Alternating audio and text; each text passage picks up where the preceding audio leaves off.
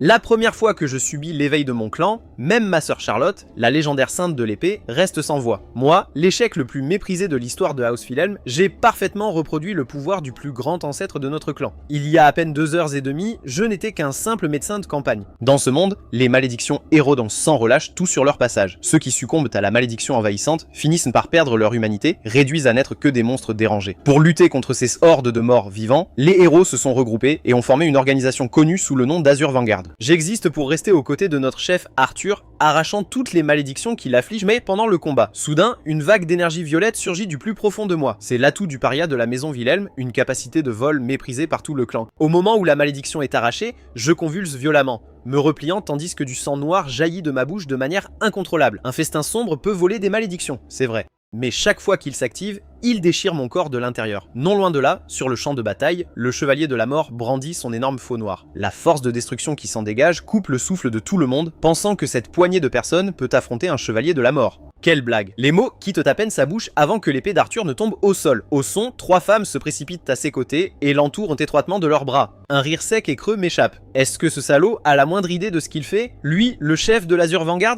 La voix froide d'Arthur suit lentement. Finissons-en maintenant. L'espoir pour ce monde est mort depuis longtemps. Tout ce que nous faisons est inutile. Ma tête se redresse. Abandonné? Arthur, tu oses vraiment dire ça? Avez-vous une idée du nombre de personnes qui sont mortes et parties juste pour vous amener ici? Tout le monde se saigne à blanc pour ce monde et tu es occupé à t'accrocher aux femmes? Tiens ta langue, espèce de déchet, Kael. La voix appartient à Sarelin, la 3e impératrice de l'Empire athanien. À ses yeux, Lord Arthur a déjà tout donné. Il est l'espoir de l'Empire, et un voleur bon à rien comme moi n'a pas le droit de faire la leçon à qui que ce soit. Je pose une main sur mon front, croyant à peine ce que j'entends, puis j'éclatais de rire, vif et sauvage. Bien sûr, je suis la poubelle que Philhelm a jetée. Bien sûr, je suis ton voleur, mais sans ces déchets, chacun d'entre vous serait déjà embouilli sur ce champ de bataille. Je tends un doigt couvert de runes et pointe droit vers les femmes qui s'abritent derrière Arthur. Vous tous, écoutez, sans mes compétences en vol, aucun d'entre vous n'aurait atteint le champ de bataille central. Mes yeux se posent d'abord sur Abella, la sorcière aux cheveux roux de la tour magique, membre d'Azur Vanguard qui regarde actuellement Arthur avec inquiétude. Vous aussi, vous avez oublié? Abella, si tu perds ta voix, tu perds ta magie. C'est toi qui m'as supplié à maintes reprises de te voler ta malédiction. Mais au moment où la réaction m'a frappé et que j'ai eu besoin de médicaments juste pour fonctionner, vous m'avez attaqué sans hésiter. Puis je me tournai vers Diana Merlin, lance à la main, la lancier la plus célèbre de tout l'Empire athanien. Tu n'avais pas si froid quand tu étais à genoux, criant, me suppliant de te retirer ce sort. Les runes maudites se propagent toujours. Le corps que j'ai forcé à se redresser se balance dangereusement. Et enfin, toi, Sarelin, 3e impératrice de l'Empire éphanien. De retour à l'académie, vous m'avez poursuivi à chaque instant simplement parce que j'étais aligné sur le royaume de Staline. Et pourtant, j'ai avalé chaque humiliation et j'ai combattu avec tout ce que j'avais pour guérir tes yeux. Parce que vous êtes membre d'Azur Vanguard, les élus se destinaient à sauver le monde. Et je ne suis qu'un combattant sans talent, un voleur qui ne manquerait à personne. Je me tournais vers Arthur, mon regard fixe et inébranlable. Alors pourquoi tu jettes tout ça? Je vous ai vu vous tenir devant l'Azur Vanguard même si personne autour de vous ne vous comprenait. C'est pourquoi j'ai choisi de rester à tes côtés. Alors pourquoi, au tout dernier moment, abandonnez-vous si facilement? Arthur relève lentement la tête. Comme il l'a dit, ce monde a atteint sa fin absolue. Ce qu'il a l'intention de faire, c'est de tout démolir et de tout recommencer. Et la raison pour laquelle il a vécu la destruction du monde plus d'une fois est sa capacité innée. Régression. Mon visage devient complètement immobile, mon esprit devient vide. Je n'aurais jamais imaginé que l'homme qui se tenait devant moi, le soi-disant sauveur, possédait un pouvoir aussi insensé. Le regard d'Arthur balaye les 3 femmes à ses côtés. Cette fois, nous dit-il, il a également obtenu un héritage de mémoire, transmettant les leçons du passé dans le monde à venir. Ses chances d'arrêter la destruction sont bien plus grandes. Il va donc commencer un nouveau voyage avec eux 3. Ma voix sort tremblante, tenant à peine le coup. Alors qu'est-ce que je suis exactement dans tout ça? Les yeux d'Arthur deviennent glacés en un instant. Quant à vous, il n'y a aucune raison de vous ramener. Ces mots sont tombés comme un coup de tonnerre, brisant toutes les croyances qui me restaient. Le visage d'Arthur reste froid de mépris. Votre compétence, festin sombre, est véritablement utile car elle vole des malédictions qui ne peuvent être brisées autrement. Mais ces mêmes malédictions ont réduit votre corps et votre âme à presque rien. Donc ramener une version de vous qui est brisée à tout point de vue, esprit, corps et âme, ne sert à rien. Une version fraîche et intacte de vous-même dans l'autre monde sera bien plus utile. Mes yeux s'écarquillent. Les larmes coulent sur mon visage avant que je puisse les arrêter. Dès le début, je n'étais qu'un outil jetable. Il ne m'a jamais considéré comme un véritable compagnon. Arthur me regarde avec un sourire cruel. Ne vous inquiétez pas trop, dans l'autre monde et celui d'après, je ferai bon usage de toi. Alors dites au revoir à celui-ci, jeune maître sans valeur de Housefilm. J'aurais dû le voir il y a longtemps. Si Arthur m'avait vraiment considéré comme un compagnon, il ne serait jamais resté les bras croisés pendant que l'Azur Vanguard m'ignorait et m'expulsait. Ma mâchoire se ferme fermement. Quelque chose de sauvage et de désespéré surgit du plus profond de moi. Cela me frappe. Le festin sombre ne vole pas seulement des malédictions. Cela fonctionne également sur les compétences innées. Voler une compétence est bien plus difficile que voler une malédiction. Et je n'ai jamais osé l'essayer sur Arthur. Mais pour l'instant, c'est ma seule chance de survivre. L'instant d'après, l'énergie noire m'envahit comme une marée déferlante.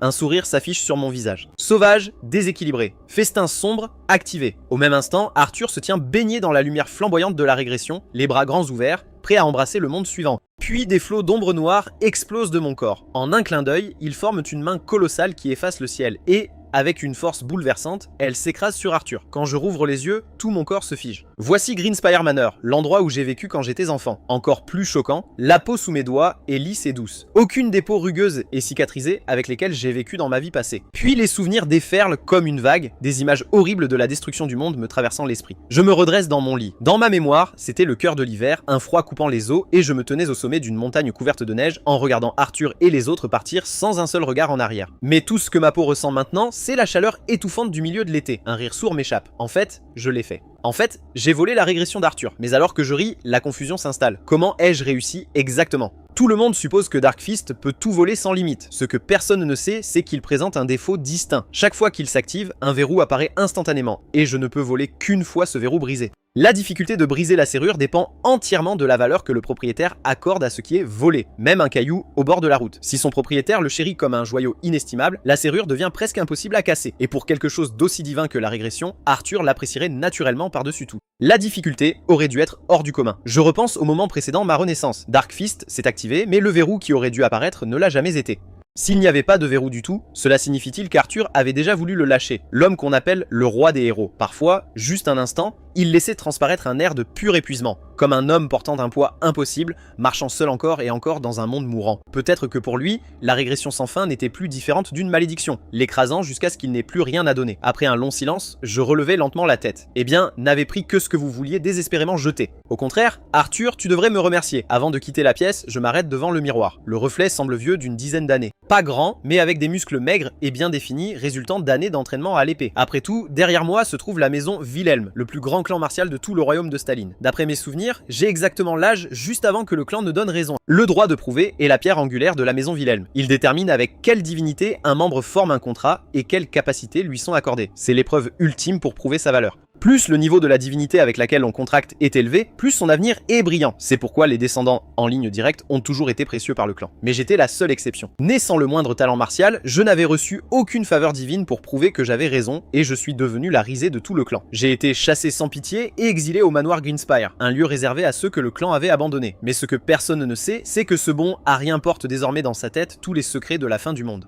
Une catastrophe si totale que même l'Azur Vanguard n'a pas pu l'arrêter. Mais en tant que personne ayant vécu une régression, je peux sûrement l'arrêter cette fois. Ma main serre le poing, les yeux brillants de détermination. Ce n'est pas une question de savoir si je peux. Je dois. Si ce monde tombe, je tombe avec lui. J'ai à peine atteint le haut des escaliers qu'une silhouette familière me fait percevoir les yeux. Aldor, le vieil intendant s'inclinant vers moi. Dans mes souvenirs d'origine, Aldor était le seul intendant du manoir Greenspire et le seul à vraiment prendre soin de moi. Mais au cours de ma 14e année, agissant sur ordre de la faction de mon frère aîné, il m'avait empoisonné en secret. Ce fut la première trahison de ma vie. Je me perds dans mes pensées. Charlotte, ma demi-sœur, un talent unique au sein de la maison Wilhelm. Elle avait revendiqué le titre de sainte de l'épée à seulement 15 ans. C'est grâce à elle que la maison Wilhelm a pu sortir du déclin et retrouver sa gloire. Mais Belric, un autre descendant direct de la maison Wilhelm, regardait le retrait de Charlotte, ses yeux sombres et menaçants. Il devait revendiquer le titre de premier héritier de la maison Wilhelm, mais s'opposer à Charlotte était trop risqué, et sa mère constituait un formidable obstacle. Le regard de Belric s'était donc posé sur moi. Naturellement, Belric avait recherché Aldor. Il fit lentement glisser une fiole dégageant une aura étrange sur la table en direction d'Aldor. Juste une goutte donnée à cette Kaelé sans valeur. Et les factures médicales de sa fille, ainsi que toutes les dettes qui y sont liées, seraient effacées. Aldor avait fermé les yeux. Le jeune maître Kael était l'enfant qu'il avait élevé comme le sien.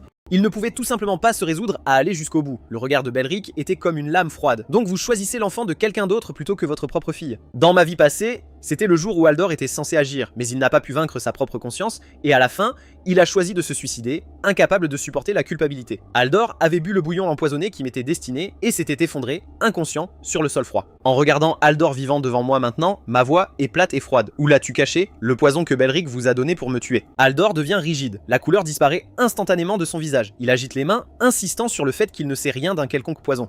Combien de temps comptez-vous jouer aux idiots? J'appuie. Vous étiez prêt à jeter un déchet comme moi, juste pour payer le traitement de votre fille, n'est-ce pas? À ce moment-là, la dernière trace de couleur s'écoule du visage d'Haldor. À l'intérieur, je soupire doucement. Dans ma vie passée, cette même pression l'avait poussé à sa fin, et j'étais la seule raison pour laquelle il avait reçu un ordre aussi cruel en premier lieu. Haldor reste figé. Il s'était attendu à une explosion, mais je ne montre rien de tel. Au contraire, j'ai l'impression de lui avoir déjà entièrement pardonné. Je lui tends la main, ma voix s'adoucit légèrement. Il y a une condition pour mon pardon. La scène se déplace vers la bibliothèque publique de Greenspire Manor. Je m'arrête de marcher et me tourne vers Haldor avec une seule commande: briser le mur derrière nous. Haldor se fige, certain d'avoir mal entendu. Je dis calmement, pour un intendant de House Wilhelm, quelque chose d'aussi petit ne devrait pas poser de problème. Sans un autre mot, Haldor tire l'épée sur sa hanche. Il tourne et se balance. La lame s'écrase contre le mur, et derrière les décombres en ruine, un passage sombre et étroit se révèle. La mâchoire d'Haldor tombe. Un passage secret caché ici, entre tous. Un souvenir du passé surgit dans mon esprit. Dans ma vie passée, un grand incendie avait réduit en cendres tout le manoir Greenspire, y compris ce passage dont personne ne connaissait l'existence. Ma régression m'avait ramené à un moment juste avant ce désastre. Haldor regarde les lourdes chaînes en travers de l'entrée du passage et propose rapidement de les couper également. Je lève la main pour l'arrêter. Pas besoin. Cette serrure, aucune lame ne peut la couper. Avant même que les mots ne quittent ma bouche, l'énergie de l'ombre jaillit de mon corps et prend forme. Une créature de l'ombre souriante, la bouche grande ouverte. En un instant, la créature enfonce ses griffes de rasoir dans la serrure massive de la porte du passage, et une tempête de vrille d'ombre s'abat sur les chaînes. Dans un craquement sec, les lourdes chaînes se brisent en deux. Je les attrape dans une main et les pèse brièvement. Il semble que mes capacités ne soient pas encore complètement revenues à leur apogée. Haldor, à côté de moi, est complètement sans voix. Sa voix tremble lorsqu'il demande: ai-je déjà conclu un contrat avec une divinité? Sinon, comment pourrais-je posséder un tel pouvoir? En entendant cela, je me suis arrêté net. J'avais presque oublié. À ce stade, je suis censé être un échec total. Je donne donc une réponse vague. Plus ou moins, juste un contrat avec une divinité mineure. Rien à signaler. Quant à ce passage, si vous voulez le rapporter à mon père, cela ne dépend que de vous. Haldor est déjà profondément sous le choc. Hier encore, j'avais l'air d'une coquille creuse, de quelqu'un qui avait perdu toute volonté de vivre. Pourtant, du jour au lendemain, je suis devenu une personne complètement différente, exerçant un pouvoir comparable à celui qui a contracté avec une divinité.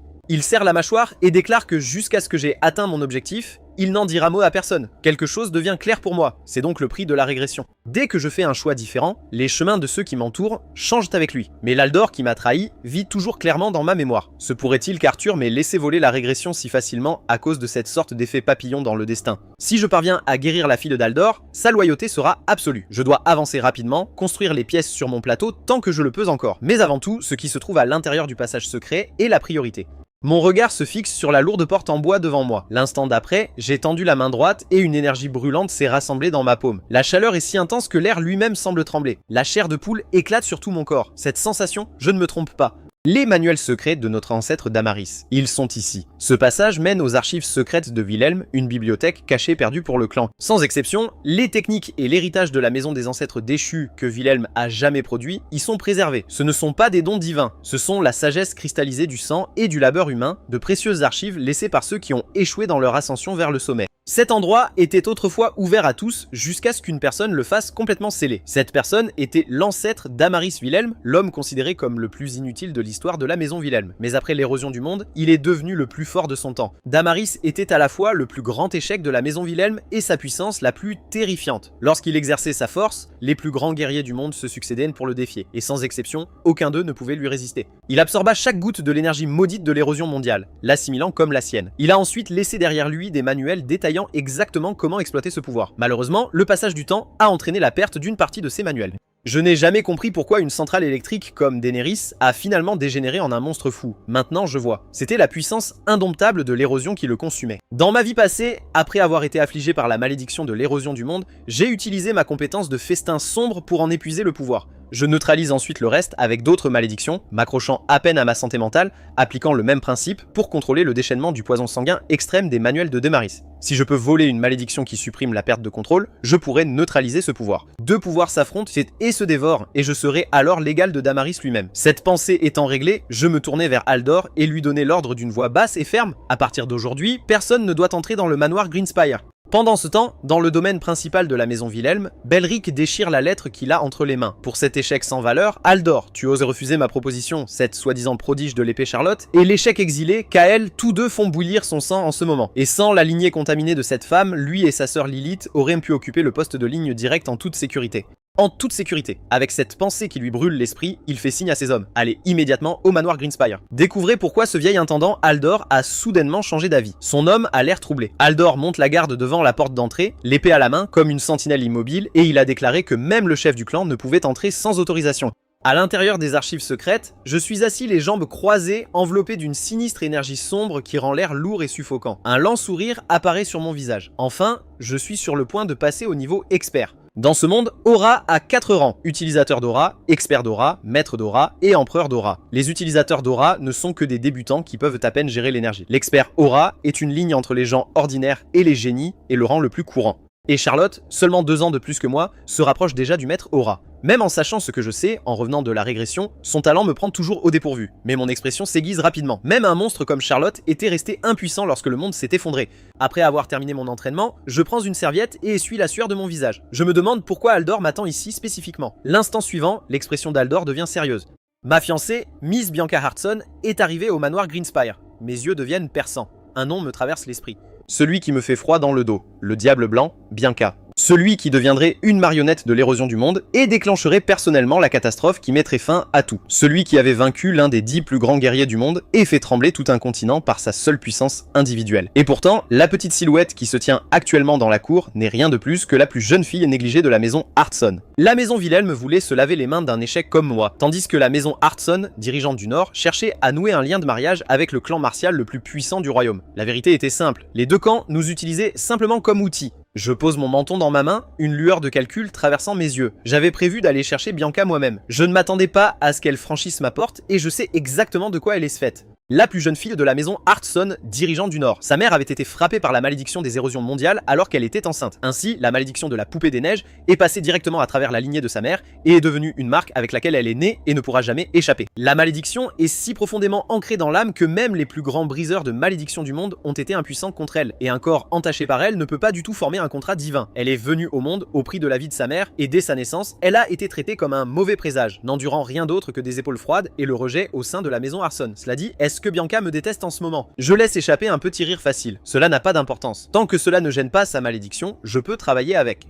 Parce que la malédiction de la poupée de neige est exactement la clé dont j'ai besoin pour empêcher le poison sanguin extrême de devenir incontrôlable. Une scène d'il y a 5 mois me vient à l'esprit. J'avais durement repoussé Bianca lorsqu'elle venait me rendre visite. Sortir. La maison Hartsen ne recherche que le pouvoir de la maison Wilhelm, alors arrête de prétendre être ma fiancée. Je me souviens que Bianca serrait les poings, regardant la porte se refermer au nez, la laissant seule dans ce couloir vide et froid. Et les paroles de son père résonnaient encore. Pour la survie de la maison Hartsen, il n'avait pas le choix. Et Bianca, tu es assez jolie, alors tu peux sûrement conquérir le plus jeune fils de la maison Wilhelm, même sans sentiment qu'elle sait distinguer du bien du mal. Si sa famille ne lui avait pas imposé ce mariage politique, elle n'aurait jamais rien eu à voir avec un raté comme moi. La scène revient dans la salle des invités du Greenspire Manor. Je porte un sourire chaleureux et facile. Je n'arrive pas à croire que les domestiques aient servi ton thé aussi chaud. Je leur parlerai plus tard. Bianca est assise, le visage inexpressif, ses mains se resserrant instinctivement autour de la tasse de thé. Je fais rapidement un geste vers la fenêtre. Il fait beau aujourd'hui. Vous souhaitez faire un tour dans la cour ? Il y a des fleurs ici que vous ne voyez probablement pas dans le nord. À son tour de se tourner vers Aldor et de lui dire d'apporter les noix de macadamia au pavillon du jardin. Mon sourire reste doux. Tu dois être épuisée d'avoir voyagé si loin, Bianca. Maintenant que nous sommes fiancés, nous devrions mieux nous connaître. Bianca me suit silencieusement, mais sa voix est empreinte de suspicion. Je ne peux m'empêcher de me retourner avec un sourire taquin. Vous avez plus l'air de faire rapport à un commandant que de parler à votre fiancé. Bianca ne dit rien. Mais à l'intérieur, une tempête fait rage. Quelque chose ne va pas. Quelque chose ne va vraiment pas. La dernière fois que nous nous sommes rencontrés, mes yeux étaient comme des lames trempées dans du poison. Aujourd'hui, je suis une personne complètement différente. Plus étrange encore, elle ne m'a jamais dit qu'elle aimait les noix de macadamia. Bianca regarde mon dos et sa poitrine se serre soudainement. Soif de sang. Elle sent en moi un éclair de soif de sang, le genre d'aura que seul quelqu'un qui s'est battu pour sa vie peut posséder. Rien à voir avec l'épave pleurnicheuse et inutile qu'elle connaissait. À vrai dire, je ne me souviens plus exactement de la façon dont je traitais Bianca auparavant, mais je me souviens parfaitement de son regard froid et distant. C'est exactement la même chose que le jour de sa mort au pavillon de la mer du Nord. Avec cette pensée, j'esquisse un sourire éclatant et ouvert. Ne sois pas trop surprise, Bianca. J'ai récemment conclu un contrat avec une divinité. Cela m'a beaucoup changé, tant en termes de personnalité que de force. Bianca fait un petit signe de tête et une grande partie de ses soupçons s'estompe. Un contrat avec une divinité. Cela explique tous ces changements. Mais alors, une autre pensée surgit tranquillement. Toute cette chaleur n'est-elle qu'un moyen de mettre fin aux fiançailles selon ses conditions? Après tout, il n'a plus besoin d'un mariage politique pour prouver quoi que ce soit. Je fais une pause, presque comme si j'avais lu ses pensées, puis j'affiche une expression abattue, disant que je comprends si elle ne veut pas épouser quelqu'un comme moi, et que je comprends ce qu'elle doit ressentir à l'idée de mettre fin aux fiançailles. Bianca me regarde et une étrange sensation lui envahit la poitrine. Il est le jeune maître direct de la maison Wilhelm. Il est déjà reconnu par les divinités. Alors pourquoi sa fierté est-elle encore si fragile? Une ombre passe dans les yeux de Bianca, mais sa voix est sa voix de ferme. Le fait que je sois ton fiancé ne changera jamais. Ces mots m'arrêtent froidement. Je regarde son visage inébranlable et quelque chose se réchauffe doucement dans ma poitrine. Depuis combien de temps quelqu'un ne m'a-t-il pas dit quelque chose d'aussi réel? Je me racle la gorge et vais droit au but. Je veux utiliser la capacité que j'ai éveillée pour lui retirer la malédiction de la poupée des neiges. Bianca me regarde avec incrédulité. Veut-il se transférer la malédiction? Cette malédiction, celle qui a vaincu tous les briseurs de malédiction renommés, et il veut l'assumer volontairement? Je réponds calmement, ma voix inébranlable. Donnez-le-moi et je vous accorderai n'importe quel souhait, même en rompant nos fiançailles. J'ai un plan simple, ne pas ressentir de sentiments est en fait un plus. Bianca doit en avoir marre de ce mariage politique. Échanger la malédiction contre la fin des fiançailles est une véritable aubaine pour moi. Mais l'esprit de Bianca commence à vagabonder. Elle considère mon statut de rejeton de la famille, sentant le profond fossé entre moi et la lignée principale. Peut-être qu'il est tellement épuisé partout qu'il veut se débarrasser complètement de ses propres sentiments. Un mage mentaliste lui a dit un jour que lorsque l'esprit d'une personne est poussé à l'extrême, l'âme elle-même commence à s'infecter. Ils peuvent se suicider ou devenir soudainement une personne complètement différente. Ces moments sont dangereux. Ils sont le signal que quelqu'un approche de sa fin. Si quelqu'un autour d'elle devenait ainsi, elle devait rester à ses côtés. Bianca ne peut s'empêcher de se demander s'il n'a jamais vraiment été reconnu par les divinités. Aurait-il simplement perdu la tête? Bianca tend soudain la main et prend ma main dans les siennes. Tout va bien, Kael. Je crois que tu peux t'en sortir. Vous n'avez pas besoin de vous fier à une malédiction. Vous avez juste besoin d'apprendre à gérer vos sentiments. Je la regarde complètement déconcertée. Bianca, je pense que tu as peut-être mal compris quelque chose. Bianca m'ignore complètement et continue. Désormais, elle viendra souvent lui rendre visite. Je la regarde terrassée. Tu ne me détestes pas? Ses yeux restent complètement stables. Malgré cela, je ne peux pas abandonner quelqu'un au bord d'une falaise.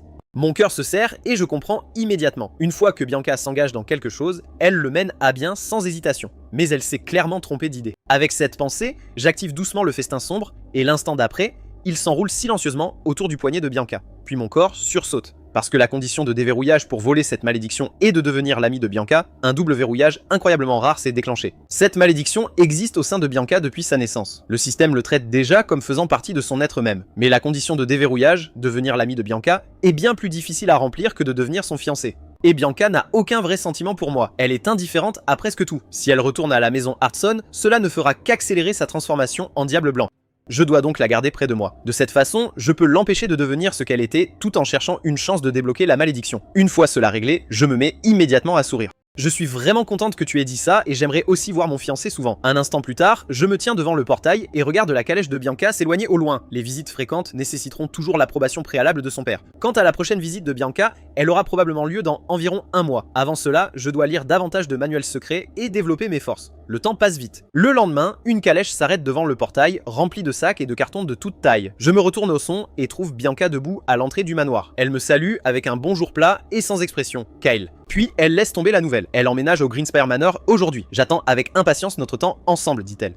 Le lendemain matin, j'ouvre lentement les yeux et au moment où je tourne la tête, je vois Bianca tranquillement recroquevillée au bord du lit, profondément endormie. Je regarde sa petite silhouette et grogne intérieurement. Bianca s'est encore endormie ici. Si quelqu'un voit cela, il se fera certainement une mauvaise idée. Même lorsque j'entre sur le terrain d'entraînement, mon esprit est toujours ailleurs. Cela me vient alors à l'esprit que Bianca et moi vivons sous le même toit depuis plusieurs mois maintenant. Je me souviens encore du jour où elle est arrivée de nulle part au Greenspire Manor, complètement calme et a annoncé qu'elle emménageait. Avec le recul, Bianca a toujours été émotionnellement distante, détachée même de sa propre famille. Cet engourdissement émotionnel pourrait être exactement ce qui me permet de devenir plus facilement son amie. Le temps passe et d'ici peu, l'année touche à sa fin, ce qui signifie que le jour d'ouverture de la Laren Academy se rapproche. Fondée conjointement par les 4 grands royaumes et l'Empire, la Laren Academy existe dans un seul but, former des guerriers pour lutter contre l'érosion mondiale. Il n'accepte que les étudiants âgés de 15 à 20 ans et, dans ma vie passée, c'est le lieu de naissance d'innombrables membres d'Azure Vanguard, de ces personnes et de leurs capacités outrageusement maîtrisées. Je serre doucement le poing. Avec les souvenirs de ma vie passée, je connais chacune de leurs faiblesses. Dès que je mets les pieds dans cette académie, leurs capacités sont à moi. Mais mon talent semble s'être heurté à un mur. En m'entraînant uniquement sur les manuels secrets des ancêtres Wilhelm, je peux à peine effleurer la surface du rang d'expert en aura. Je dois voler le sortilège de poupée de neige de Bianca, et bientôt j'ouvre les portes du terrain d'entraînement, et bien sûr, Bianca est déjà là et m'attend. Vous attendez encore ici aujourd'hui ? Je demande avec désinvolture. Bianca se lève et répond avec le plus grand sérieux. Oui, je ne peux pas te laisser seule. Depuis qu'elle a emménagé, elle me suit partout comme un oisillon, elle demande même avant que j'aille aux toilettes. Je me gratte l'arrière de la tête, perdu. Quand Bianca me verra-t-elle un jour comme une amie ? Puis Bianca serre un livre contre sa poitrine et me demande si je veux sortir avec elle.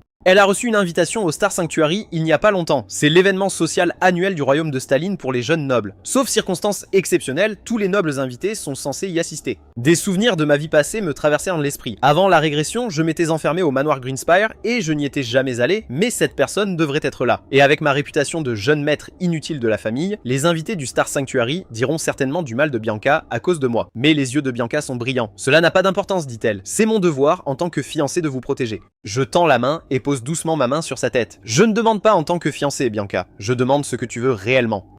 La question prend Bianca au dépourvu et elle se tait. La façon dont je la traite ces derniers temps lui semble étrangère. Je lui demande ce qu'elle veut pour le petit déjeuner. Je lui tiens la main sur le chemin de la bibliothèque. Ce genre de chaleur, c'était quelque chose qu'elle n'avait jamais connu dans la maison Hartson. À cela, Bianca relève la tête. Son regard est clair et constant. Je vais avec toi, dit-elle. Pas en tant que fiancée, mais parce que je le veux. Quelques jours plus tard, Bianca et moi arrivons à la grande salle de banquet du Star Sanctuary. Dans ce monde, la noblesse est respectée avant tout pour une raison. Ils se substituent aux gens ordinaires et luttent contre l'érosion mondiale.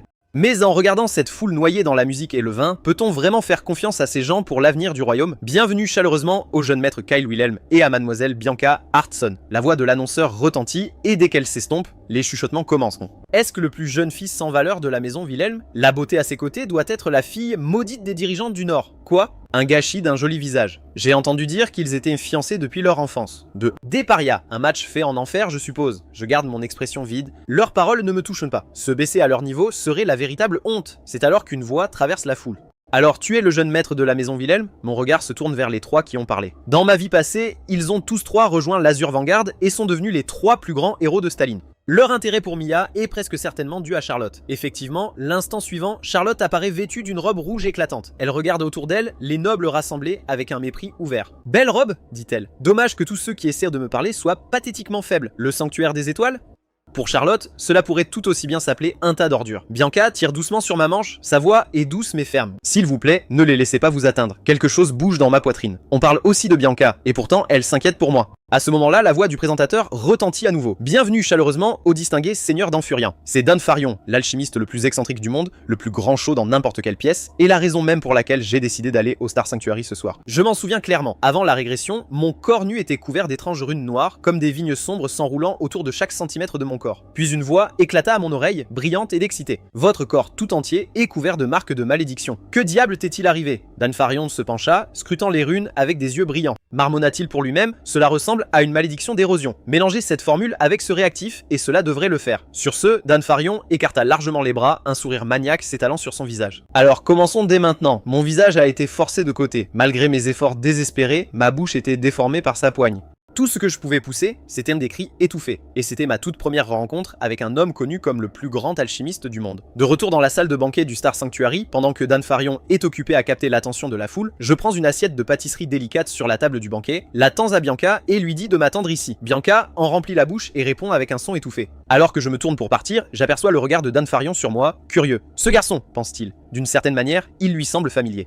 Les yeux de Danfarion s'illuminent en un instant. Vous ressemblez à Charlotte Wilhelm. Ne me dis pas que tu es son petit frère. Un léger sourire traverse mes lèvres. Alors le grand alchimiste s'intéresse à moi. Le sourire de Danfarion se fige. Ses yeux se plissent et son ton baisse d'un degré. Un gamin plutôt provocateur. Puisque vous avez réussi à susciter mon intérêt, vous feriez mieux d'être prêt pour la suite. Dans une pièce adjacente à la salle de banquet, Danfarion me tourne le dos et demande de nulle part quel âge a le jeune maître de la maison Wilhelm. Je baissais les yeux, ma voix calme et inflexible. 13 traits. Je peux deviner pourquoi il demande. Mes souvenirs de vie passée me donnent un air de maturité bien au-delà de mon âge. Danfarion ramasse une épée puis lance l'autre directement sur moi. Mes pupilles rétrécissent. Je lève le bras juste à temps, parant à peine la lame avec ma garde croisée. Mon bras devient engourdi par l'impact, mais je serre mes dents, saisis l'épée à deux mains et me heurte violemment à la lame de Danfarion. Puis je me balance brusquement. Un éclair d'aura bleu trace un arc de rasoir le long du bord de la lame. Danfarion le bloque et son visage est un masque d'incrédulité. N'étais-tu pas censé être un bon à rien? Mon expression ne change pas, mais mon esprit tourne vite. J'ai peut-être l'air fragile, mais les apparences peuvent être trompeuses.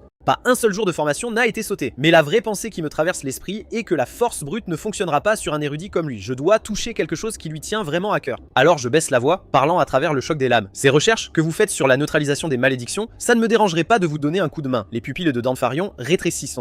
Qu'est-ce qu'un enfant comme toi sait sur l'alchimie et tu penses pouvoir collaborer avec moi? J'évite doucement son coup au cou. Je sais déjà que j'ai touché un point sensible. J'appuie sur l'attaque. Neutraliser une malédiction d'érosion mondiale avec une autre malédiction, c'est un problème qu'aucun briseur de malédiction n'a jamais résolu. Mais pour être un véritable grand alchimiste, il faut prouver que c'est possible. Est-ce que je me trompe? Si vous me le permettez, je peux vous aider à terminer cette recherche en utilisant ma capacité à voler des malédictions. La mâchoire de Danfarion tombe. Ses yeux brillent d'une fin soudaine. Une capacité à voler des malédictions, mais vous ne maîtrisez même pas encore votre aura. Mais si tout ce que je dis est vrai, c'est une chance unique de prouver que les malédictions peuvent être contrôlées et de valider la théorie de la synthèse. Danfarion se penche soudain vers moi. Et qu'est-ce que je te dois pour ça? Où tu veux être mon petit ami? Je l'ai coupé, sans prendre la peine de cacher mon irritation. Je finirai probablement par assumer plusieurs malédictions. Ce dont j'ai besoin, ce sont des médicaments qui peuvent te supprimer les réactions négatives. Les mots me quittent et mes pensées sombrent dans le passé. Voler des capacités à lui seul n'était jamais suffisant. Même l'avant-garde d'Azur, avec toutes ses compétences extraordinaires, n'a pas réussi à empêcher le monde de s'effondrer. Quelqu'un qui a déjà échoué une fois ne peut pas se permettre d'être sélectif. Les médicaments, le pouvoir, tout ce qui me rend plus fort, je le prendrai entièrement. Pendant ce temps, l'esprit de Danfarion se tourne vers Charlotte, ce génie écrasant et époustouflant. Les deux frères et sœurs Wilhelm le fascinent donc véritablement. Puis il bouge brusquement. Envisagez-vous de fréquenter la Laren Academy dès son ouverture? Je souris, n'est-ce pas évident? L'académie regorge de capacités qui n'attendent que moi pour les voler. C'est pratiquement une scène construite juste pour moi. Mon expression devient sérieuse. Il y a encore une chose dont j'ai besoin de toi. Vous connaissez le fléau chromatique, n'est-ce pas? La maladie qui assombrit la peau et s'avère toujours mortelle. Je veux que tu crées un remède. Le sourire de Daenerys disparaît sur son visage. Vous ne comprenez pas ce que signifie incurable? Même le meilleur alchimiste du royaume ne peut accomplir l'impossible. Mais tu l'as fait, dis-je doucement. Mais pas avant bien plus tard. Quand le remède sera prêt, venez me trouver au manoir Greenspire. Avant de nous séparer, je pose une dernière question. Je me demandais si tu aimais ma sœur Charlotte, n'est-ce pas? Il le confirme. Alors je continue. Alors pourquoi dire qu'il y a encore une place à tes côtés et me demander d'être ton petit ami? Danfarion croise les mains, un sourire mystérieux aux lèvres. Le jeune maître Kael est toujours aussi innocent. La vérité est que j'aime aussi les garçons. Je vais complètement rigide. Les mots me manquent complètement. Je m'arrache et sors en courant de la pièce. Je m'arrêtais en dérapage juste devant les portes de la salle de banquet. Un homme que je ne connais pas serre fermement le poignet de Bianca. En un instant, je me déplace, traversant la foule comme un éclair. Mon coup de pied lui frappe directement au visage. Ma voix devient glaciale. Qui t'a donné le courage de mettre la main sur quelqu'un qui m'appartient? Je m'approche lentement de lui, les yeux froids comme de la glace. Vous avez mis la main sur une fille de 12 ans. Quel genre de connard malade es-tu? L'homme recule en trébuchant, paniqué, en désignant la foule. Je ne faisais que suivre les ordres de la princesse Claudia. J'étais juste censé amener la fille. La foule éclate. Il agit sur les ordres de la deuxième princesse? Mes yeux se plissent. La princesse Claudia Staline, la femme la plus politiquement rusée de la famille royale. Mon regard se pose sur une petite silhouette nichée dans un coin de la foule. Bianca porte le sang des dirigeantes du Nord, et pourtant tous les nobles la méprisent, mais à cause de sa malédiction. Une princesse qui ne garde près que de fidèles serviteurs. Pourquoi aurait-elle spécifiquement convoqué Bianca? Il doit y avoir quelque chose derrière tout ça. Du coin de l'œil, je balaie les ombres aux abords de la foule. Plusieurs personnages nobles regardent silencieux, cachés, attendants. Et plus profondément dans l'obscurité, une vague silhouette avec un étrange sourire aux lèvres, quelque chose déclic. Kelling Glacier, celui qui a toujours été obsédé par ma sœur Charlotte. Après avoir été publiquement vaincu au Star Sanctuary, sa haine pour Charlotte l'avait consumé. Et pourtant, il ne pouvait jamais non plus ébranler son admiration pour elle. Sachant qu'il ne pouvait pas battre Charlotte, il s'est tourné vers moi, son jeune frère. Un rire froid m'échappe. Quel schéma pathétique. Et qu'est-ce qui lui donne le droit d'entraîner Bianca là-dedans? Je m'avance, ma voix calme et délibérée. Amène-moi là-bas. Pas à la princesse, ni à Kaelien. Je me tournais vers Bianca, la confusion se resserrant dans ma poitrine. Je ne sais qui est derrière tout ça qu'à cause des souvenirs d'avant la régression. Mais Bianca n'a que 12 ans, elle ne peut pas savoir tout cela. Alors pourquoi a-t-elle refusé la convocation de la princesse? Je la regarde droit dans les yeux. Pourquoi n'avez-vous pas suivi les ordres de la princesse? Bianca baisse lentement le regard. Parce que tu m'as dit d'attendre ici. Quelque chose me frappe comme un éclair. Mes pupilles rétrécissent et tout mon corps se bloque. Ensuite, je lève la main et passe doucement ma main dans ses cheveux. Bravo Bianca. Je pousse la porte et un garçon arrive en déambulant, les bras tendus au-dessus de sa tête, des cheveux gris cendrés et des oreilles d'animaux pelucheuses perchées dessus. Il s'agit de Riker, un jeune homme du clan du Tigre, un spécialiste hautement qualifié des lames jumelles et quelqu'un dont l'humeur est impossible à lire. Je garde mon expression vide. Je suis ici pour voir Kaitlyn. Riker sourit et fait un geste vers les profondeurs de la salle. Il attend depuis un bon moment. Je fais une pause, j'espérais éviter de me retrouver mêlé à ce type, et pourtant nous y sommes, puis Riker me saisit soudain par l'épaule. Que diriez-vous d'une bagarre juste entre nous? Je réponds froidement, essayant de contourner le problème. Le Star Sanctuary interdit les combats non autorisés entre nobles. Riker rapproche son visage du mien d'un ton débordant de défi. Mais j'ai combattu Charlotte avant ça, tu es son petit frère. Vous devriez aussi pouvoir vous battre. Il me regarde de haut en bas, même si tu as l'air beaucoup plus faible qu'elle. Je ris intérieurement, les rumeurs n'ont pas menti. Lorsque Riker combattait Charlotte, il avait même surpassé Kaitlyn et figurait parmi les meilleurs combattants. Sa force était toujours au-dessus des autres, et cet instinct de combat brut, imprévisible, comme une bête dans un combat. Mais je n'ai aucun intérêt à m'occuper de lui avant d'avoir vu Kaitlyn. Mais ces bêtes, comme ses pupilles verticales, brûlent d'une pure soif de sang non masquée. Il n'a pas l'intention de me laisser passer. L'instant d'après, ma main se referme autour du poing de Riker. Son visage devient vide sous le choc. Il ne s'attendait clairement pas à cela. Mes yeux deviennent froids. Je l'attrape et le jette au sol comme s'il était un déchet. Avant qu'il puisse bouger, mon pied appuie déjà sur son dos. Ensuite, je donne un gros coup de poing vers le bas. Riker s'effondre sur le sol, se tenant le ventre. Je me redresse et laisse échapper une lente inspiration. Mon expression redevient calme, comme si cette explosion de violence ne s'était jamais produite. Riker a du mal à se relever. Kale, tu ne t'es pas retenu du tout. Je roule mon cou et le corrige. Tu m'as provoqué en premier. Riker tend la main, les yeux brillants d'excitation. Parfait. Puis-je récupérer mon arme avant de repartir? Mon regard baisse. Je jette un coup d'œil à l'état dans lequel il tient à peine debout. Plus important encore, pouvez-vous même rester debout? Le sourire de Riker se fige. La seconde suivante, ses jambes lâchent et il tombe droit en arrière avec un bruit sourd, froid. Bianca se précipite, une lueur d'inquiétude à peine visible dans les yeux. Qu'as-tu fait exactement? Je lui tourne le dos. La voix même. J'ai utilisé l'un des arts secrets de la maison Wilhelm, une ancienne technique interdite créée par les exilés de Wilhelm et qui libère une force destructrice maximale à bout portant dans de bonnes conditions. Il peut même contourner l'armure et frapper directement les organes. Avant la régression, c'était le seul art secret récupéré avant que le Greenspire Manor ne soit entièrement détruit par l'incendie. Dans ma vie passée, c'est ce qui m'a tiré à maintes reprises du seuil de la mort. Un instant plus tard, Kalen regarde Riker par terre, une note de véritable surprise dans la voix.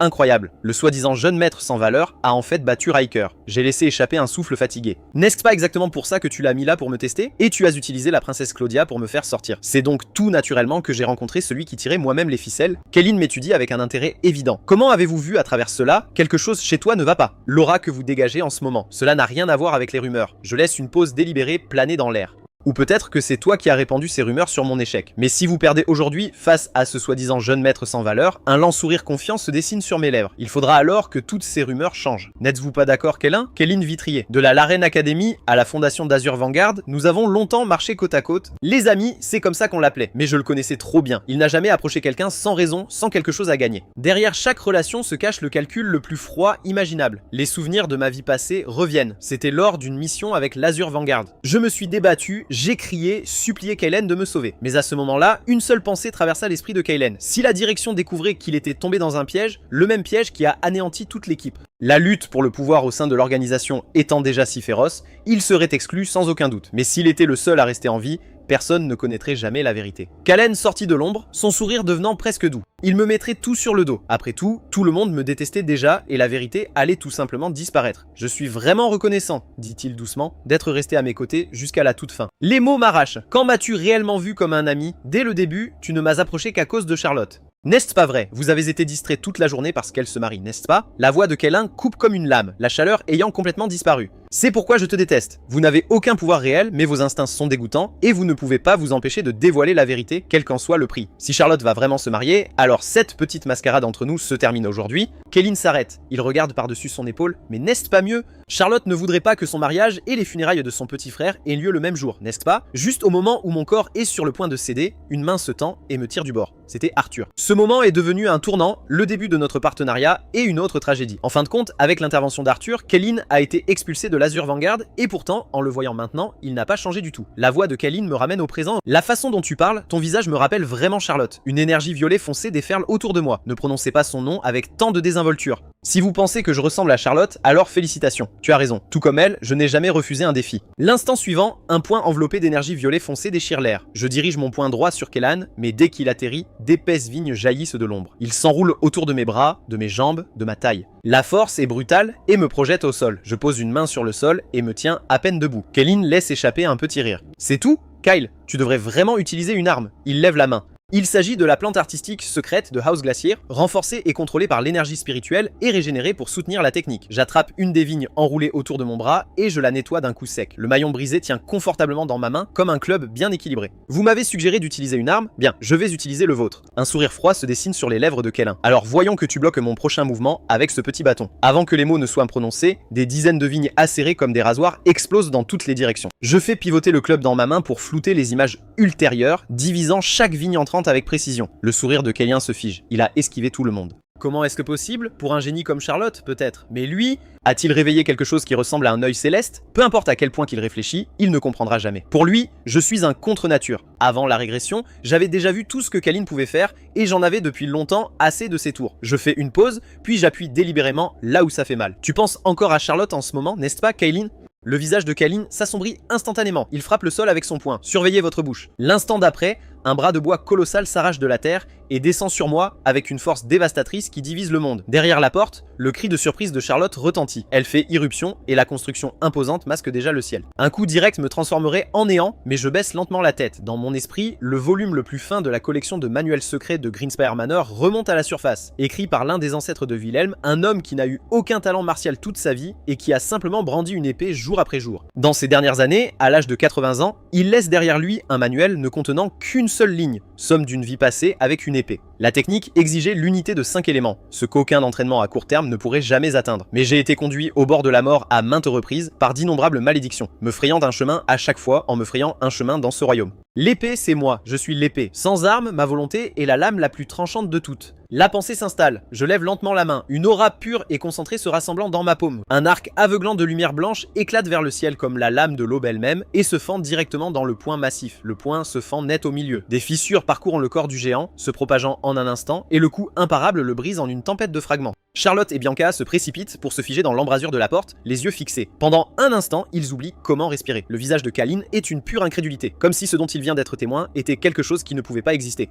Je sors à travers la poussière qui retombe. L'énergie violet foncé a disparu, mais mon regard est toujours aussi vif. Ne laissez plus jamais cela vous monter à la tête. Compris, espèce d'imbécile sans valeur, toute trace de l'arrogance antérieure de Kellyn a disparu. Ses yeux sont creux, le regard d'un homme dont l'âme l'a quitté. Je me suis affalé en avant, épuisé, bon sang. J'avais prévu de conserver suffisamment de force pour travailler lentement à voler ses capacités par la suite, mais l'intention de l'épée de l'ancêtre à l'instant a vidé presque tout ce que j'avais. J'ai l'impression que mes membres sont en plomb, puis des pas doux s'approchent par derrière et une paire de bras me stabilise doucement. C'est Bianca. Sa joue se presse contre mon dos et une magie froide mais étrangement apaisante s'infiltre lentement à travers ses paumes dans mon corps. Mon corps se convulse. Un cri de douleur m'échappe alors que je rejette la tête en arrière. La voix de Dindfurian est inhabituellement alarmée. Il se précipite sans un mot et hisse mon corps inerte sur son épaule. Derrière nous, la salle des banquets est en pleine effervescence. Quel était ce bruit? Ai-je bien entendu que le jeune maître de la maison Wilhelm, sans valeur, a vaincu Kellyn? Dindfurian penche la tête pour écouter, un sourire narquois tirant sur ses lèvres. Les mots voyagent plus vite que prévu. Il regarde mon visage inconscient, son expression donnant à réfléchir. Il ne peut vraiment pas dire si cet enfant est outrageusement imprudent ou s'il n'a tout simplement pas de cerveau. Mais d'une manière ou d'une autre, à mon réveil, tous les nobles de Staline connaîtront le nom de Kael Wilhelm. Il lève les yeux vers le ciel nocturne et murmure dans sa barbe: tu ne peux absolument pas mourir avant de m'avoir aidé à terminer la recherche sur la neutralisation de la malédiction. 7 jours s'écoulent en un clin d'œil.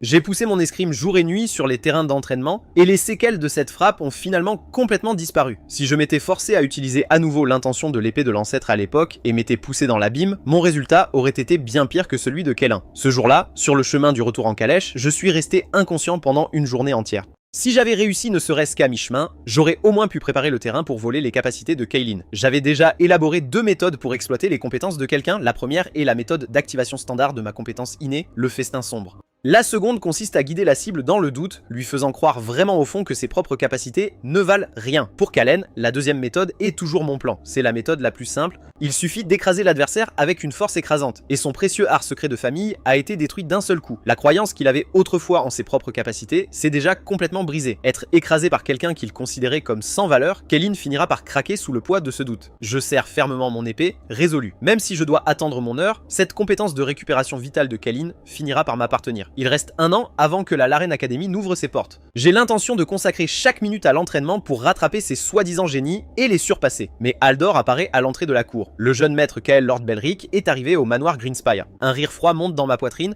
alors mon cher frère n'a finalement pas pu se retenir. Je me laisse tomber sur une chaise dans le salon. Laissez-le entrer. Aldor est à peine sorti que Bianca arrive avec un verre d'eau, elle fronça légèrement les sourcils, vous sentez fortement la sueur. Je me fige, puis tire mon col et renifle. Je suis tellement habitué à la pourriture de l'érosion mondiale que mon nez en est engourdi. C'est logique. Lorsque je brûle mon aura pour tempérer mon corps, toutes les impuretés sont évacuées. L'expression de Bianca est cool, mais il y a un entêtement discret en dessous. Vous devriez vous laver avant de rencontrer Belric. J'agite la main, indifférent. Ne vous embêtez pas, de toute façon, je vais bientôt déménager. Faire la vaisselle maintenant ne serait qu'un gaspillage. Bianca recule immédiatement d'un demi-pas, chaque centimètre de sa résistance rayonnant. Alors s'il vous plaît, ne vous approchez pas de moi avant d'avoir cligné des yeux, un sourcil se levant tout seul. Est-ce que tu donnes des ordres à ta fiancée, Bianca? Je n'avais pas réalisé que tu avais autant grandi. En voyant son visage devenir paniqué, quelque chose de vague et de doux me traverse. Dans ma vie passée, consumée par la destruction et la lutte, je n'ai jamais vécu ainsi. Les gens qui se tenaient autrefois à mes côtés, en particulier Arthur. S'il pouvait voir à quel point je suis insouciant et insouciant en ce moment, il me fixerait avec ses yeux toujours tendus et me dévisagerait sans un mot. Il a toujours été ce genre de héros qui se tenait en première ligne, ne baissant jamais sa garde. Alors, où est-il maintenant et que fait-il? Puis, une voix froide s'élève devant la porte. On dirait que tu passes un bon moment avec ton fiancé Kyle. Je me tourne vers l'homme qui se tient dans l'embrasure de la porte. Belric Wilhelm, mon troisième frère, avec de l'ambition inscrite sur lui. Son regard coupe comme une lame de glace. Les rumeurs selon lesquelles vous avez vaincu Callan sont-elles réellement vraies? Autrefois, je ne pouvais même pas supporter de le regarder, mais maintenant je lui fais face calmement. Je ris et change de sujet. Je ne m'attendais pas à voir quelqu'un d'aussi occupé que toi ici. Qu'est-ce qui vous amène dans un endroit calme comme Greenspire Manor? Belric se raidit légèrement, ne s'attendant pas à ce que je me retourne contre lui. Je penche la tête d'un ton indéniablement pointu. J'ai entendu dire que l'Académie Lorrain accepte les étudiants uniquement sur la base de leur mérite, quel que soit leur nom de famille. C'est vrai, n'est-ce pas? On dirait que tu ferais mieux de commencer à te préparer. Le visage de Belruc pâlit de fureur en un instant. Même l'empire le plus puissant tient la maison Wilhelm sous contrôle, et en tant qu'héritier légitime de la lignée principale, il n'a jamais eu besoin de s'embêter avec quelque chose d'aussi insignifiant qu'un examen d'entrée. Ses lèvres se courbent avec mépris. Ne laissez pas battre quelqu'un comme Callan vous monter à la tête. Je penche la tête avec une innocence exagérée. N'est-il pas tout à fait naturel qu'une personne ordinaire comme moi s'inquiète des résultats des examens? Belric s'éclaircit la gorge et pivote en douceur. La raison pour laquelle je suis venu aujourd'hui est de livrer les commandes de la famille. Vous devez vous rendre au volcan Grirac et supprimer l'érosion mondiale qui s'y produit. Mes yeux se plissent brusquement. Les missions d'érosion de la famille ne sont censées être obligatoires qu'après l'âge de 15 ans. Le regard de Belric n'est qu'une pression calculée. Il dit que je n'ai rien à craindre. Il m'accompagnera en tant que tuteur. Après tout, si son petit frère parvient à détruire le glacier Kellan, je ne reculerai sûrement pas devant quelque chose d'aussi insignifiant. Je vois à travers lui instantanément. D'abord une sonde de ma force, puis une tentative de me mettre en laisse. J'accepte sans hésiter. Partons. Comparé aux jours paisibles de ces derniers temps, la lutte contre l'érosion est un territoire familier. Même si c'est un piège, j'ai déjà tracé la voie à suivre. À ce moment-là, Bianca arrive en toute hâte avec un livre dans les bras et me demande où je vais. Je lui donne une brève explication. Le front de Bianca se plisse. Envoyer un enfant de 13 ans pour stopper l'érosion mondiale, n'est-ce pas tout simplement absurde? Le visage de Belric s'assombrit instantanément. Une maudite filée des neiges comme toi ose mettre son nez dans les affaires de la maison Wilhelm? Je tire immédiatement Bianca derrière moi, la protégeant fermement. C'est ma fiancée. Un frère magnanime comme toi ne s'abaisserait sûrement pas à s'en prendre à un enfant de 12 ans. Belric laisse échapper un grognement froid et se tourne pour partir à grands pas délibérés. Je souris et ébouriffe le haut de la tête de Bianca, lui disant qu'elle a bien fait. Bianca saisit ses livres et cligne des yeux. Déconcertée, elle dit qu'elle n'a vraiment rien fait. Ma main repose doucement dans ses cheveux. C'est bien même si vous ne vous en rendez pas compte. Bianca me regarde, ses yeux clairs pleins de sincérité. Elle m'a demandé de prendre soin de moi. Je me détourne et resserre ma prise sur la poignée de mon épée au niveau de ma taille. Prends soin de toi, Bianca. Quand nous arrivons, je constate que le volcan Grirac n'a plus rien de ce qu'il était. Là où se dressaient autrefois des sommets imposants, de vastes étendues de marécages ont pris leur place. Cette zone est classée zone d'érosion de rang 3, une région qui échappe déjà au voile de notre dimension. L'érosion mondiale est le processus par lequel une autre dimension ronge le tissu de la réalité. À mesure qu'il s'amenuise, des créatures corrompues commencent à errer. Si l'érosion persiste, la région entière est engloutie, perdue à jamais pour l'autre côté. Je scrute la zone, d'un ton bien trop calme pour que quelqu'un voie cela pour la première fois.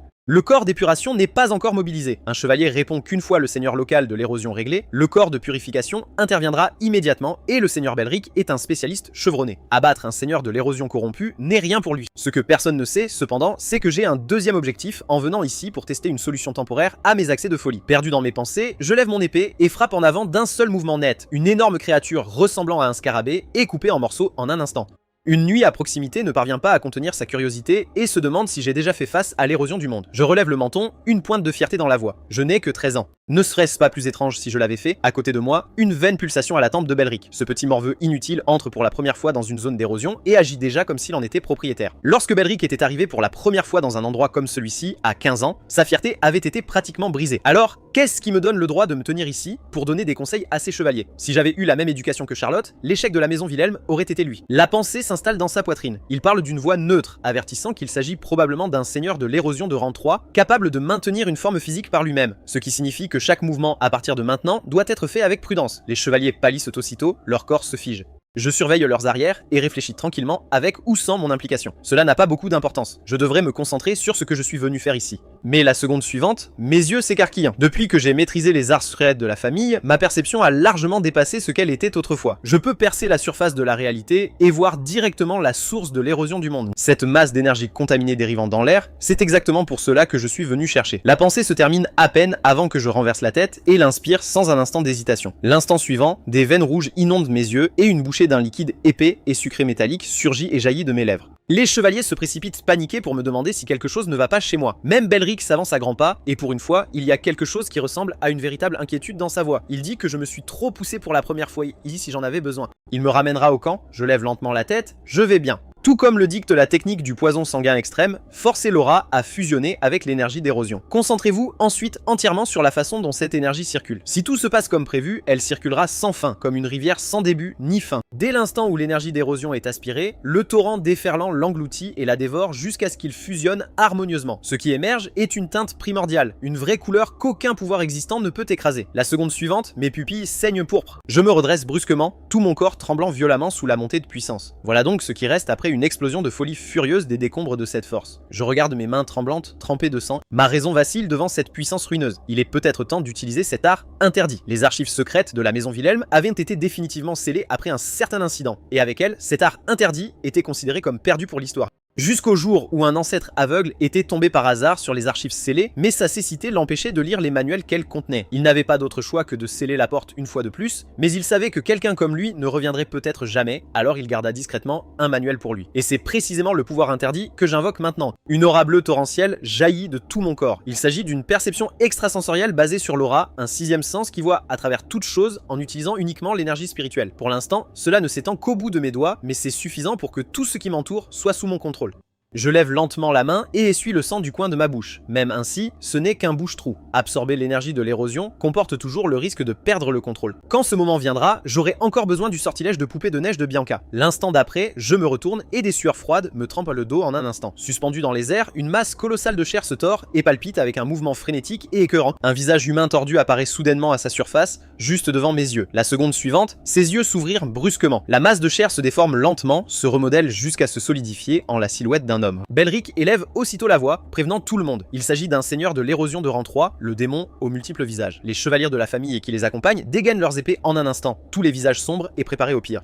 Au même moment, des flammes rugissantes engloutissent le corps de Belric, ne laissant qu'une paire d'yeux froids balayant la mer de feu avec un calme indifférent. Un chevalier stagiaire à proximité le regarde avec une crainte flamboyante dans les yeux. La magie des flammes de Lord Belric est plus que jamais à couper le souffle, non seulement spectaculaire, mais dévastatrice. Cette compétence réduit en cendres tout ce qu'elle touche. Mes yeux se fixent sur cette lame brûlante, un souvenir gravé dans l'ignis osseux. Dans ma vie passée, cette compétence m'avait complètement brûlé le bras gauche. À l'époque, Belric avait posé son pied sur moi et m'avait enfoncé dans la terre. Il m'avait rugi avec un mépris écrasant. Pourriez-vous enfin voir l'écart entre nous ?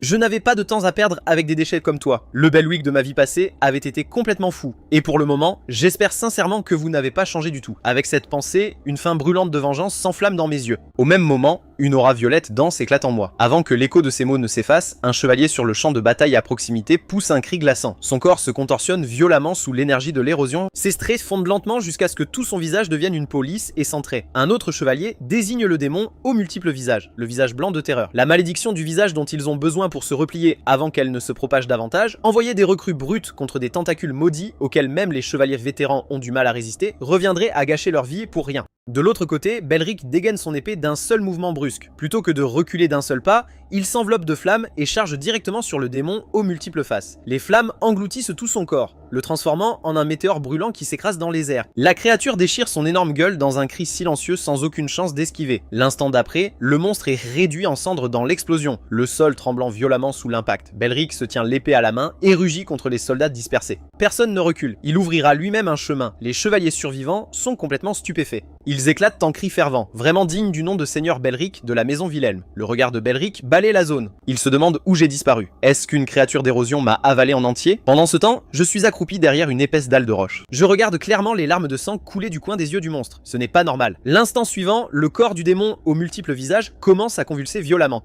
D'innombrables visages humains flous se tordent et se tordent sous sa peau. Un liquide visqueux noir s'écoule des orbites de chaque visage. Belric sent la situation se détériorer rapidement et plonge dans une traînée de feu. Les visages tordus se brisent morceau par morceau sous l'impact, mais une pression suffocante monte à travers la terre et se propage dans toutes les directions. Le visage de Belric s'assombrit. Cette méchanceté écrasante, ils doivent la réduire avant que la transformation complète ne soit complète. Sur ce, il lève son épée enflammée et crie l'ordre à chaque chevalier derrière lui de concentrer toutes ses attaques sur le démon aux multiples visages. Les mots quittent à peine sa bouche avant qu'il ne saute dans les airs, la lame enflammée prête à porter un coup fatal. Mais le coup fatal n'atteint jamais. Une force invisible des ténèbres arrête l'épée morte dans les airs. La flamme et la force de la malédiction entrent en collision avec un rugissement hurlant et fracassant. Le corps entier de Belric sursaute, une attaque renforcée par une aura bloquée. Il se stabilise et rugit après que les chevaliers frappent à nouveau avec tout alors que la transformation est encore incomplète. Mais cette fois, pas une seule voix ne répond derrière. Belric se retourne et toute couleur disparaît de son visage. Chaque chevalier derrière lui se tient figé, totalement immobile, comme si toute trace de son âme avait été effacée. Belric rugit de fureur. Vous êtes des chevaliers de la maison Wilhelm. Allez-vous vraiment être brisé par une malédiction comme celle-ci? Pourtant, personne ne répond. Les chevaliers regardent devant eux avec des expressions creuses et vides, rien de plus que des marionnettes attachées à des ficelles. Belric le comprend enfin, une malédiction. Cela n'a jamais été une érosion ordinaire, pas dès le début, et sa propre arrogance avait conduit l'ensemble de l'unité à sa destruction. Un instant plus tard, il ne reste plus rien dans les yeux de Belric à part une terreur profonde. La lignée autrefois invincible de la maison Wilhelm ne porte plus que le désespoir sur son visage. Un murmure fantôme s'enroule dans son oreille, mêlé du venin de la malédiction. Tu es un imbécile. Charlotte t'a laissé loin derrière elle il y a longtemps. Vous n'êtes qu'un échec qui repose sur le nom de votre famille. Toute l'unité de nuit est morte à cause de votre fierté, et tout ce à quoi vous pouvez penser, c'est vous sauver. Un échec comme toi mérite de mourir. Les mots ont à peine disparu que les nombreuses griffes du démon se déchirent avec un cri perçant. Juste au moment où les griffes sont sur le point de le déchirer, une faible lumière verte passe devant lui. Le corps de Belric est projeté sur le côté, évitant à peine le coup fatal. Il se force à ouvrir les yeux, et ce qui croise son regard, c'est moi, le frère qu'il avait toujours considéré comme l'échec de la maison Wilhelm. Sa voix est empreinte d'incrédulité. Comment vas-tu ici? Je croise son regard sans broncher. J'avais regardé depuis l'ombre tout le temps. Au moment où le démon aux multiples visages a frappé, j'ai utilisé la couverture de son angle mort pour vous retirer du champ de bataille. Belric s'appuie contre le sol et essaye de se relever, mais au moment où il lève sa jambe, elle se déforme et il s'écrase. Un bref rire moqueur m'échappe et je ne fais aucun effort pour cacher le mépris dans ma voix. Avec un corps qui ne peut même pas rassembler d'aura pour le moment, es-tu vraiment sûr de ne pas avoir besoin de mon aide, Belric? Belric se redresse en se balançant et déclare qu'il n'a pas besoin de l'aide d'un raté comme moi. Les mots sortent à peine de sa bouche qu'un violent tremblement parcourt son corps. Ses yeux parcourent frénétiquement la forêt inondée de pluie. Les démons aux multiples visages sont-ils toujours proches? Ma voix monte lentement. Cela fait un moment que nous bougeons depuis que je t'ai retiré, mais peu importe la distance que nous marchons, nous ne parvenons pas à trouver la lisière de cette forêt. Cela nous dit tout.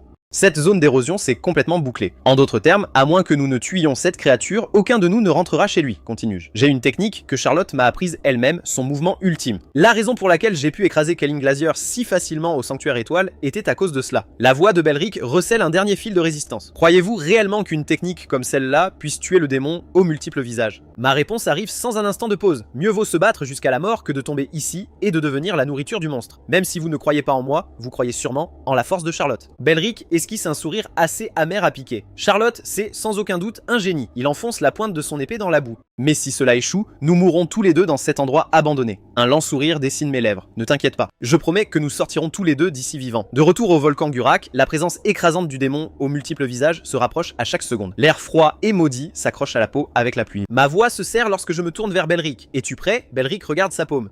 Une flamme s'enflamme. Lorsqu'il lève lentement les yeux, toute sa vieille arrogance a disparu. Commençons.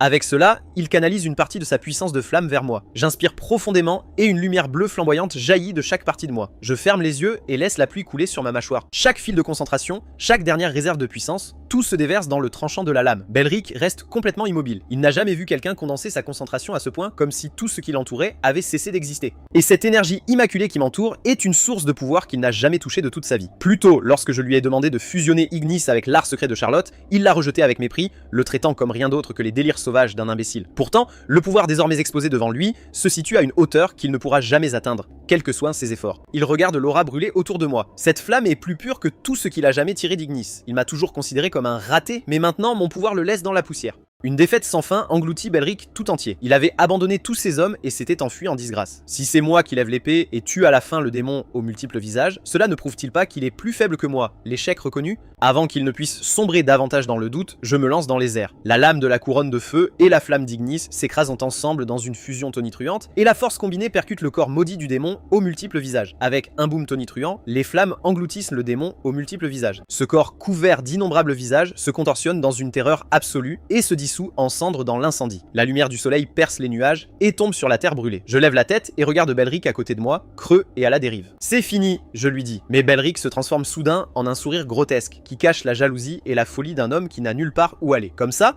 fini si facilement, il saisit la poignée de son épée dans une poigne blanche et un rire sourd et laid sort de sa gorge. La seconde suivante, il sort de ma gorge. Je lève ma lame et le bloque, mais il n'y a aucune trace d'Ignis dans son épée. Belric regarde sa propre lame avec choc, ses pupilles rétrécissantes d'incrédulité. Pourquoi ne peut-il plus utiliser l'Igni? Ma voix froide transperce son désespoir. Je devrais te remercier, Belric, merci d'être toujours trop fier et trop rigide pour jamais changer. Les conditions pour voler Ignis étaient en réalité assez simples. Tout d'abord, faites en sorte que Belric abandonne volontairement le contrôle partiel de son pouvoir, puis faites-lui reconnaître dans son cœur que quelqu'un d'autre est plus fort, et enfin, au moment où sa fierté se brise complètement. C'était tout ce qu'il fallait. Ignis est désormais entièrement à moi. Belric pousse un gémissement comme un animal mourant. Je l'ai regardé affalé sur le sol, ma voix portant un froid qui lui coupe jusqu'aux os. Au début, je voulais vraiment être de vrais frères avec toi. Mais peu importe ce que je faisais, tu me voyais seulement comme quelqu'un que tu pouvais piétiner quand ça te convenait. Quand tu as utilisé l'ignorance pour réduire à néant ma dignité, je me suis tordu sur le sol dans une agonie exactement comme tu es là maintenant. Je lève lentement la tête et regarde le ciel clair au-dessus. Quelle journée magnifiquement ironique, parfaitement adaptée pour la suite. Au moment où je suis revenu au domaine principal de Wilhelm, la nouvelle de l'anéantissement de l'unité de nuit entière s'était déjà répandue. L'incident a été reclassé comme un événement d'érosion de rang 5 et le témoignage que j'ai fabriqué est devenu la vérité que tout le monde croit que Belric s'est sacrifié héroïquement pour me protéger, donnant sa vie pour abattre le démon aux multiples visages et préserver la dernière gloire de la maison Wilhelm. Je m'appuie contre la porte et regarde cette scène absurde se dérouler. Cette expédition m'a apporté bien plus que ce à quoi je m'attendais. Je me suis pleinement adapté à l'environnement d'un poison sanguin extrême. Le sixième sens peut désormais supprimer la force d'érosion berserk à un degré significatif. Et l'Ignis volé a fusionné avec le pouvoir de l'érosion mondiale, me donnant une force obscure capable de tout réduire à néant. La seule menace restante est l'enquête en cours sur les anomalies sur le site d'érosion, même si la vérité n'a pas encore été révélée. Pourtant, la racine de tout cela est l'érosion mondiale elle-même. Bien que la véritable essence du seigneur de l'érosion ait longtemps été immergée dans un rêve éternel, il continue de regarder ce monde à travers les yeux de ses serviteurs. Mais une fois que ces morts-vivants commencent à bouger, cela signifie que je suis tombé sur leurs serviteurs bien plus tôt que prévu. Je lève la main et frappe doucement à la porte devant moi. Au moment où il s'ouvre, ma pupille se resserre. Devant moi se trouve Saphira, une enquêteuse de rang 4 du bureau de l'érosion. Une marque en forme d'étoile sur son cou attire instantanément mon attention. Je laisse un certain sourire se former sur mes lèvres. Je lui dis que je veux conclure un marché. J'effacerai personnellement sa marque éternelle. Saphira penche légèrement la tête. La confusion sur son visage s'estompe en un instant, remplacée par un étrange sourire qui semble voir à travers tout. Sa silhouette se dissout lentement dans l'obscurité derrière elle. Vous êtes donc le régresseur. J'étais venu chercher autre chose et je suis tombé sur une surprise bien plus grande que ce à quoi je m'attendais. Tout à l'heure, un fragment de mémoire de ma vie passée fait surface. Je me souviens qu'il avait agi sur les ordres d'Arthur, tentant de voler le noyau éternel d'Auguste, mais cela s'était soldé par un échec. Le grand nombre de clones de projection qu'il avait créés n'était qu'une ruse. Son vrai corps avait été maudit et rendu incapable de bouger même avec une seconde chance. Accomplir cette mission aurait été impossible, parce que la condition pour voler le noyau immortel d'Auguste est de devenir une existence plus forte que l'immortel lui-même. Mon front se fronce. Qu'est-ce qui vous a fait penser exactement que je suis le régresseur? Le rire de Séphira devient de plus en plus tordu. Aucune personne ordinaire n'oserait jamais proposer un marché à un être comme elle. Seul un régresseur piégé dans la boucle du temps aurait le courage imprudent de marcher droit vers une mort certaine. C'est un être qui transcende le temps, immortel et indestructible. Si je voulais vraiment la tuer, ce serait impossible. Elle m'a donc demandé de ne plus la divertir avec des mensonges aussi maladroits à l'avenir, mais je ne cède pas d'un pouce, ce n'est pas un mensonge. Ma capacité s'appelle le vol, cela ne vole pas seulement des compétences. Je peux vous priver de votre immortalité ainsi que de tout le reste. Pour la première fois, un véritable choc traverse les yeux de Saphira. Je serre mon poing jusqu'à ce que mes jointures craquent. Depuis des centaines d'années, vous avez augmenté les taux d'érosion et répandu vos clones à travers le monde, comme la Saphira qui sert actuellement au bureau de l'érosion. Et tout cela a été de trouver quelqu'un capable de vous tuer pour de bon. Tandis que celui qui peut voler votre malédiction immortelle se tient juste devant vous. Saphira n'hésite pas. Elle cède et demande à voix basse « Quelles sont vos conditions ?»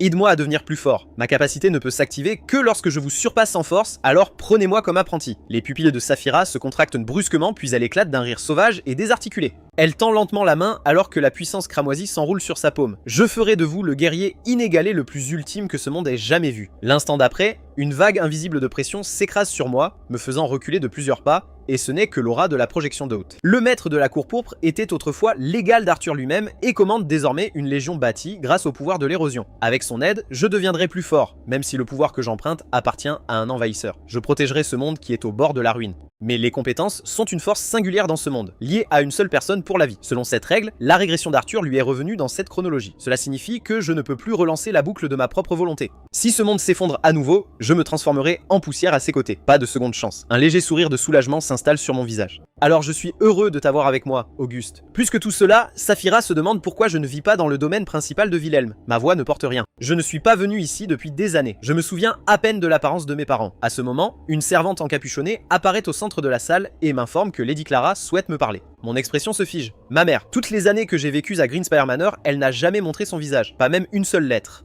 Et maintenant, avec cette convocation soudaine, elle a dû entendre les rumeurs selon lesquelles j'avais vaincu Kallingleiser et aidé à abattre le démon aux multiples visages. Alors enfin, elle est devenue curieuse de connaître son échec en tant que fils. La servante hoche lentement la tête. Il y a aussi le chef de famille qui compte me rencontrer en personne à son retour des terres interdites. Cet homme, le chef de famille qui est se monté il y a longtemps au royaume des demi-dieux, peut-être que son intuition stellaire a déjà ressenti la montée en puissance et les fluctuations uniques de l'âme en moi. La servante continue. Par conséquent, Lady Clara espère que vous resterez dans le domaine principal d'ici là. Mais Bianca m'attend au Greenspire Manor. Cette pensée me tourne vers la porte. Ce n'est pas un ordre pour mon père lui-même, donc je vais y retourner. La servante regarde ma silhouette s'éloigner, complètement sous le choc, n'imaginant clairement jamais que quelqu'un oserait défier la maîtresse de maison. Je sors du couloir à grands pas sans me retourner. Quand mon père voudra vraiment me voir, je reviendrai, ou mieux encore, il viendra me trouver lui-même. La calèche revient rapidement, et j'arrive bientôt au manoir Greenspire. Avant de descendre de la voiture, je me tourne vers Saphira, qui a pris la forme d'un corbeau, et lui donne une instruction silencieuse. Il y a une fille aux cheveux blancs à l'intérieur. À partir de maintenant, sois gentil avec elle. Au même moment, Bianca attend avec un livre fermement serré contre sa poitrine. Elle a dû apprendre la nouvelle à la bibliothèque et se précipiter à ma rencontre. Je la regarde, un doux sourire tirant sur mes lèvres. Voir, je t'ai dit que je serais de retour à l'heure. À ce moment-là, Aldor s'avance et me tend une lettre. Il dit que ça vient du jeune maître d'Anfarion. À l'intérieur, il est écrit que le réactif de traitement contre la brûlure chromatique que j'avais commandé est maintenant terminé. Je rends la lettre à Aldor. Lorsque d'Anfarion arrivera au manoir Greenspire, recevez-le avec les plus grands honneurs car il est sur le point de devenir votre bienfaiteur. À ces mots, Aldor change de ton. Il me dit que Bianca est profondément inquiète. Dès qu'elle a appris que j'étais allé dans une zone d'érosion, elle a fait préparer une voiture, avec l'intention de se rendre elle-même au domaine principal une fois la mission terminée. Ils ont réussi à l'arrêter à temps, car une jeune fille se présentant à l'improviste au domaine principal aurait été bien trop dangereuse. Mon expression s'accentue. Je n'ai pas vérifié l'état de la malédiction de Bianca depuis un moment maintenant. Serait-ce possible? Avant que la pensée ne soit terminée, une vague d'énergie violette éclate sans avertissement et envahit tout le manoir Greenspire. Au même moment, une notification système fait apparaître la première condition de déverrouillage réalisée. Kyle Wilhelm est devenu avec succès l'ami de Bianca. De tous les moments où la première paire de chaînes maudites de Bianca se brise maintenant, cela ne laisse qu'une dernière restriction. Je mets cette pensée de côté et présente Auguste à Bianca. Ceci, lui dis-je, est un nouveau membre qui rejoindra bientôt Greenspire Manor, et ce n'est que maintenant que je remarque à quel point Bianca adore les petits animaux doux. Alors, que se passe-t-il ensuite pour trouver un moyen de briser le deuxième lien de la malédiction, devenant ainsi la personne que Bianca chérit le plus? Mais la condition est désespérément vague. Pour la plupart des gens, ce titre appartient à la famille ou aux enfants, ou peut-être à un ami ou un amant le plus proche. Puisque je suis déjà le fiancé de Bianca, devenir son amant semble être la voie la plus probable, mais cela sert aussi de rappel. Avant ma régression, voler une malédiction n'impliquait jamais des conditions aussi compliquées. Là encore, en y réfléchissant bien, cela a du sens. Dans cette vie, le chemin de chaque personne a changé. Peu de temps après, je me trouve sur le terrain d'entraînement, et dans ce silence, une vérité brutale s'installe en moi. J'ai compensé mon manque de talent d'une manière qui frise le monstrueux, en comblant chaque lacune avec une expérience durement gagnée et des souvenirs de ma vie passée. Mais si on attend 5 ans, une fois que ces vrais génies auront acquis leur propre expérience, je ne pourrai peut-être même pas suivre. Même Kallengleiser, celui que j'ai maîtrisé sans effort au Star Sanctuary lorsqu'il aura 20 ans, je ne pourrai pas le suivre. Mais si Auguste ne se souciait que du talent, il ne m'aurait jamais pris comme apprenti. À ses yeux, si vous possédez un pouvoir qui peut tout prendre, alors même le talent qui est quelque chose que vous pouvez voler. Et il m'élèvera, quelqu'un qui a passé sa vie à ramper dans le ciel jusqu'au jour où je me tiendrai moi-même au-dessus des nuages et emporterai son corps immortel avec tout le reste. Le temps passe vite et le lendemain arrive. d'Anfarion apparaît comme promise au manoir Greenspire. Avant que je puisse dire un mot, d'Anfarion sourit et sort lentement une petite fiole de cristal de son sac. La tâche que je lui ai confiée est accomplie. Donc c'est fondamentalement un génie de l'alchimie maintenant, n'est-ce pas? Malgré son ton à moitié plaisantant, la réponse s'échappe avant que je puisse penser « tu l'as toujours été ». La réponse prend d'Anfarion au dépourvu. Il ne s'attend pas à ce que je confirme aussi crûment ses vantardises. Après tout, la plupart des gens pensent que le talent est partout dans ce monde. Beaucoup ont atteint le sommet de leur propre domaine, mais je le sais mieux que quiconque. Les vrais génies sont rares. Ayant vécu une vie antérieure au sein de l'Azur Vanguard, où convergeaient les plus grands talents, je sais que nier l'excellence ne fait que paraître mesquin. C'est pourquoi j'ai toujours été ouvert à la reconnaissance du vrai génie. Grâce à Danfurian, j'entends parler du glacier Kellin. Écrasé par Charlotte, il avait abandonné, convaincu qu'aucun effort ne pourrait réduire l'écart. Mais en me voyant, l'échec familial atteindre le sommet du Star Sanctuary, quelque chose en lui s'est brisé. Maintenant, il s'entraîne avec une intensité frénétique comme jamais auparavant. J'écoute et ma voix ne porte que du mépris et une lutte inutile. Pour moi, Kellen Glazer n'a toujours été qu'un traître. Quels que soient les doutes avec lesquels il se bat, rien de tout cela n'a rien à voir avec moi. À ce moment-là, une voix me transperce l'esprit, une forme invasive de télépathie que seul Auguste, l'immortel de la cour pourpre, pourrait utiliser. Il ne s'était jamais attendu à ce que le royaume de Staline possède un véritable talent au-delà de la maison Wilhelm. Et pourtant, caché à la vue de tous, il a trouvé un pion remarquablement utile. Les pupilles fendues pourpres d'Auguste, pointues comme celles d'un corbeau, brillent faiblement. Il a déjà vu, à travers le talent de Daenerys, et, plus important encore, comment l'utiliser. L'élixir en question est une concoction interdite, qui améliore considérablement à la fois le corps et l'aura de combat. Incroyablement rare et d'un coût prohibitif, sa formule a longtemps été gardée comme un secret bien gardé au sein des lignées nobles. Et pourtant, Auguste réclame sa création sans hésiter. Même pour quelqu'un d'aussi doué que Dan Farion, ce n'est pas une simple préparation. Mais Auguste lève tout doute, affirmant qu'il a déjà découvert la formule. Il ne reste plus qu'un alchimiste avec suffisamment d'expérience. À l'évocation de l'élixir, Dan Farion laisse échapper un petit rire. Cherchez-vous à augmenter votre force en avalant un médicament miracle, ou est-ce que voir Kalen commencer son entraînement vous a finalement mis sous la peau? Il m'étudie en silence. À vrai dire, il sait peu de choses sur mon passé, mais la rumeur de son talent alchimique s'est largement répandue depuis longtemps. Une telle demande n'était donc guère surprenante. Je transmets la formule exactement telle qu'Auguste l'a décrite, mot pour mot. Dan Farion écoute en silence, son expression devenant plus sérieuse à chaque mot, car ce que je décris est une formule au-delà de tout ce qu'il a jamais conçu.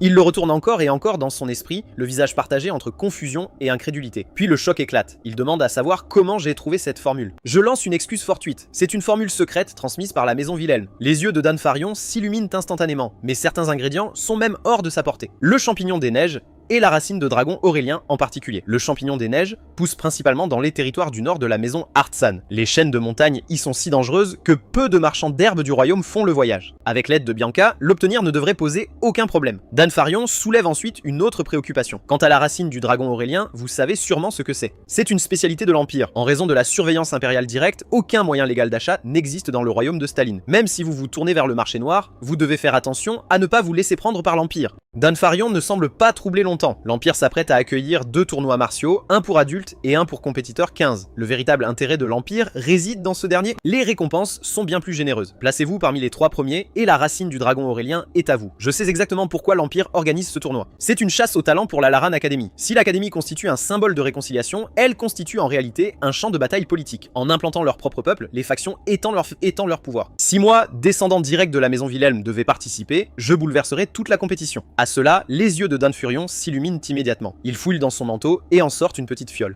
Selon lui, cela peut changer complètement l'apparence de l'utilisateur. Ce à quoi je ne m'attendais pas, l'élixir change plus que simplement l'apparence. Cela change complètement de genre. Le lendemain, sur le terrain d'entraînement public, je me tiens devant Auguste, les yeux fermés, l'épée à la main. Fermer les yeux n'est pas abandonner, c'est la concentration. Je canalise le 6e sens éveillé à travers le secret. Chaque changement subtil dans l'air, chaque ondulation d'énergie, chaque scintillement d'intention de mon adversaire, tout cela afflue dans ma conscience. J'en suis encore au tout début. Pourtant, l'instant suivant, ma lame bouge interceptant la frappe d'Auguste avant même qu'elle ne se forme complètement. La moquerie d'Auguste résonne au-dessus de moi. Votre soi-disant 6e sens, admet-il, est en fait plutôt intéressant. Des années d'expérience de combat durement gagnées combinées à cet art secret à moitié cuit, et d'une manière ou d'une autre, j'ai réellement développé une véritable méthode dans mon escrime. La méthode dont il parle est la technique de la lame émoussée. Poussez le 6e sens à sa limite absolue, lisez l'intention de l'adversaire, puis avancez d'un pas pour bloquer toute ligne d'attaque possible. Il semble lent mais contrôle tout le combat, un style d'épée étrange qui confine à la véritable précognition. Hier, Dan Farion me l'avait expliqué, un élixir de changement de forme extraordinairement rare. Ses effets durent une semaine complète. En tant que dernière formule raffinée, elle est pratiquement indétectable par n'importe quel scan magique et ne sera pas enregistrée comme un stimulant interdit. Je m'enregistre donc en tant que roturier ordinaire du royaume de Staline. Il n'y a qu'un seul problème, le déguisement se forme en fonction de la personnalité la plus profonde de l'utilisateur. Aujourd'hui, comme prévu, je pars pour le tournoi martial. Aldor attend déjà près de la voiture depuis un certain temps. Mon esprit revient au jour où Dan Furian a livré l'antidote contre la brûlure chromatique. Je l'avais remis à Aldor sans hésitation.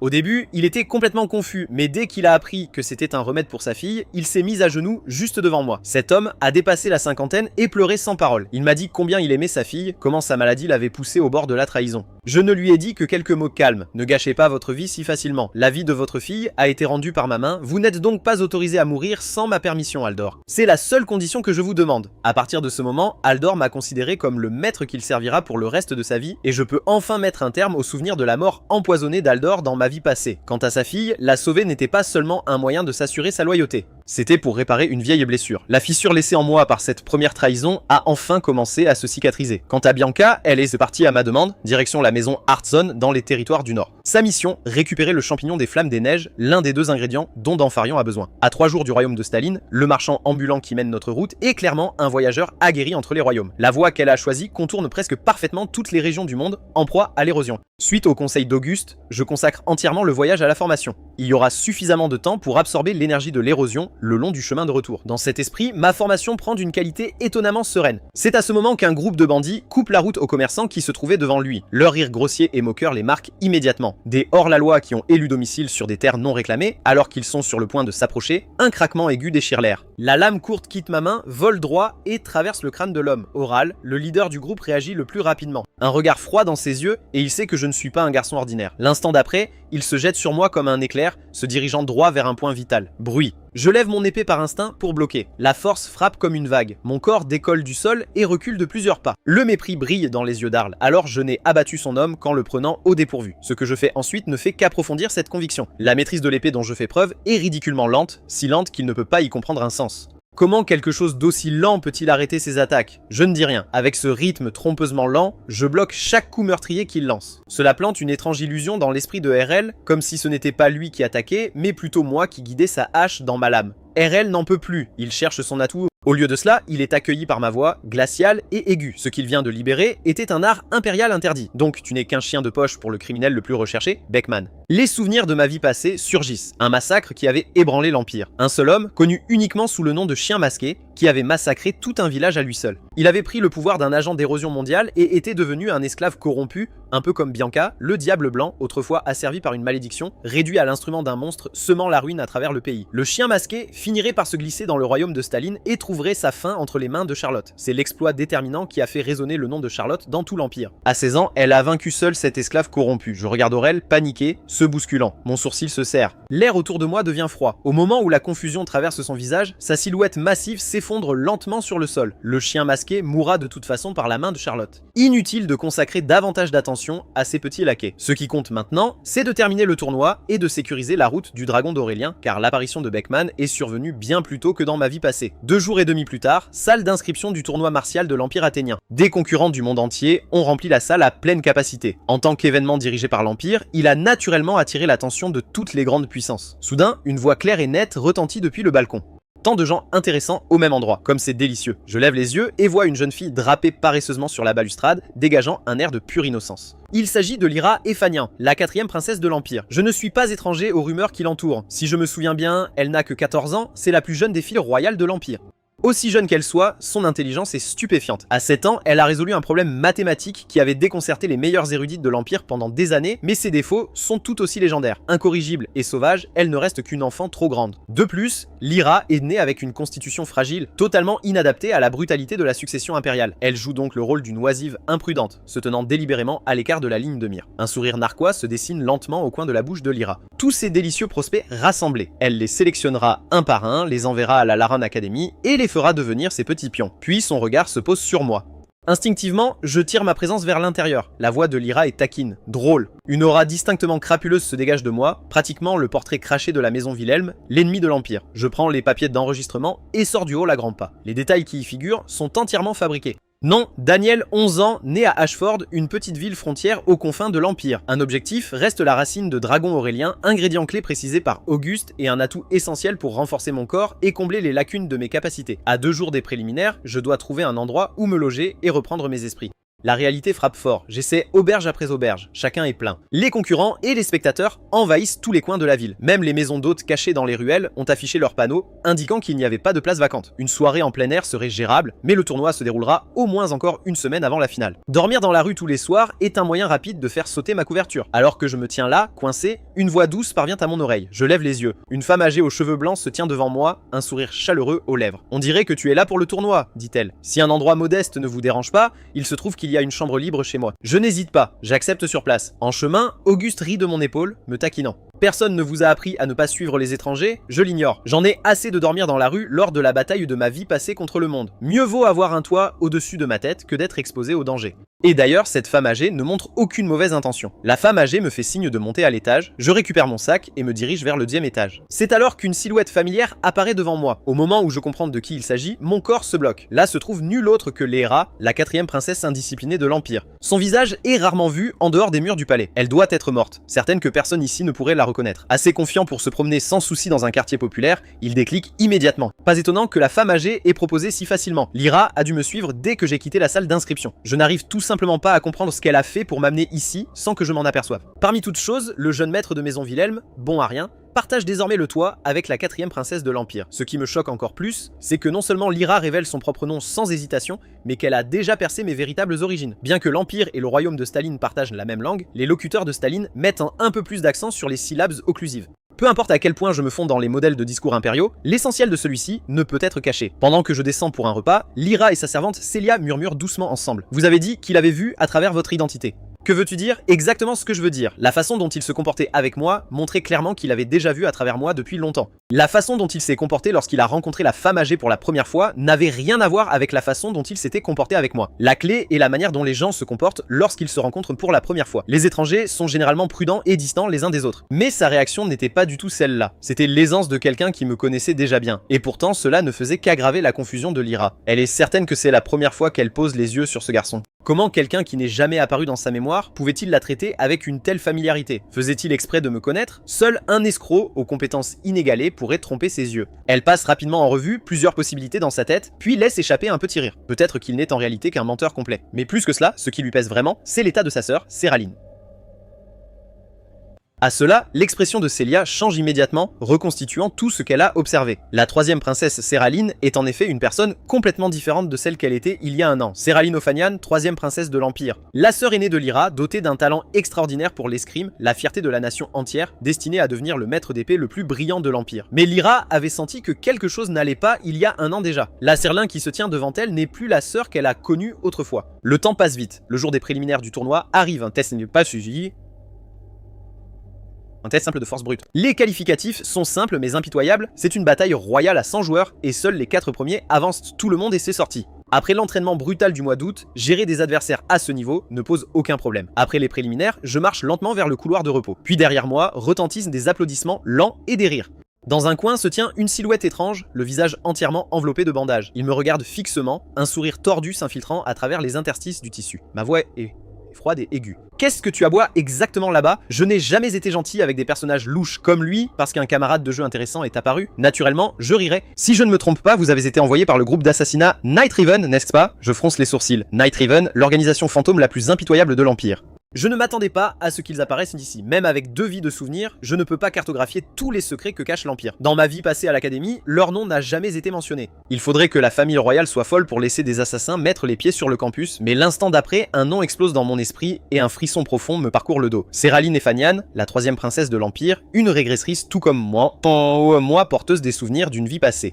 Je le nie froidement, disant que je n'ai aucune idée de ce dont il parle. Le regard de l'homme bandé se tourne vers Auguste. Le corbeau sur votre épaule en est une preuve suffisante, dit-il. Avec cette aura sombre et sinistre autour de vous, vous ressemblez à quelqu'un qui a rampé hors du monde souterrain. Il sourit sournoisement. Ne t'inquiète pas. Je n'ai aucune intention de vous dénoncer. Après tout, la force derrière vous n'est pas quelqu'un que j'ose provoquer. Mais puisque nous venons tous les deux de la pègre, pourquoi ne pas nous surveiller mutuellement? Sur ce, il fait un signe de la main avec désinvolture et se tourne pour partir. Je regarde sa silhouette s'éloigner, mon regard devenant complètement froid. Quelle que soit cette personne, j'ai besoin de savoir exactement à qui j'ai affaire. Auguste bouge en un instant et se laisse tomber devant l'homme bandé. Dans la seconde suivante, l'homme se fiche complètement, ses yeux devenant vides et creux. Auguste soupire. Juste une hypnose de bas niveau. Dans cet état, quoi que je demande, il répondra honnêtement. L'homme bandé tourne la tête d'un air vide, complètement en dessous. Sa voix plate provoque un choc. L'organisation des corbeaux nocturnes a été presque anéantie récemment. Ils ne sont ici au tournoi que sur ordre de leur nouveau maître, prêts à se soumettre complètement une fois leur mission accomplie. Et celui qui est à l'origine de la destruction du corbeau nocturne n'est autre que le 2e prince de l'Empire, Zéphone. Cela me plonge dans une confusion totale. Il doit s'agir d'une rumeur délibérément semée. Zéphone ne pourrait jamais avoir la capacité de détruire une organisation comme Night Raven. Le secret du Night Raven est est bien plus profond. Ce groupe légendaire d'assassins est en réalité l'ombre de la famille impériale. Ils ressemblent peut-être à des hors-la-loi, mais ce sont les griffes de l'empereur qui font tout le sale boulot dans l'obscurité. On dit que porter une marque de corbeau vous protège dans les ruelles, mais ce n'est qu'un mensonge royal. Cela vise à rendre le Night Raven plus effrayant tandis que la couronne l'utilise pour espionner les nobles corrompus et garder tout le monde sous contrôle. Dans mes souvenirs de ma vie passée, le rôle de Zéphone était de soutenir et de renforcer la faction du Premier Prince. S'il devait être éliminé en premier, la base de pouvoir du Premier Prince s'effondrerait en un instant. Il désigne immédiatement une personne, Cyrillyn Afanion.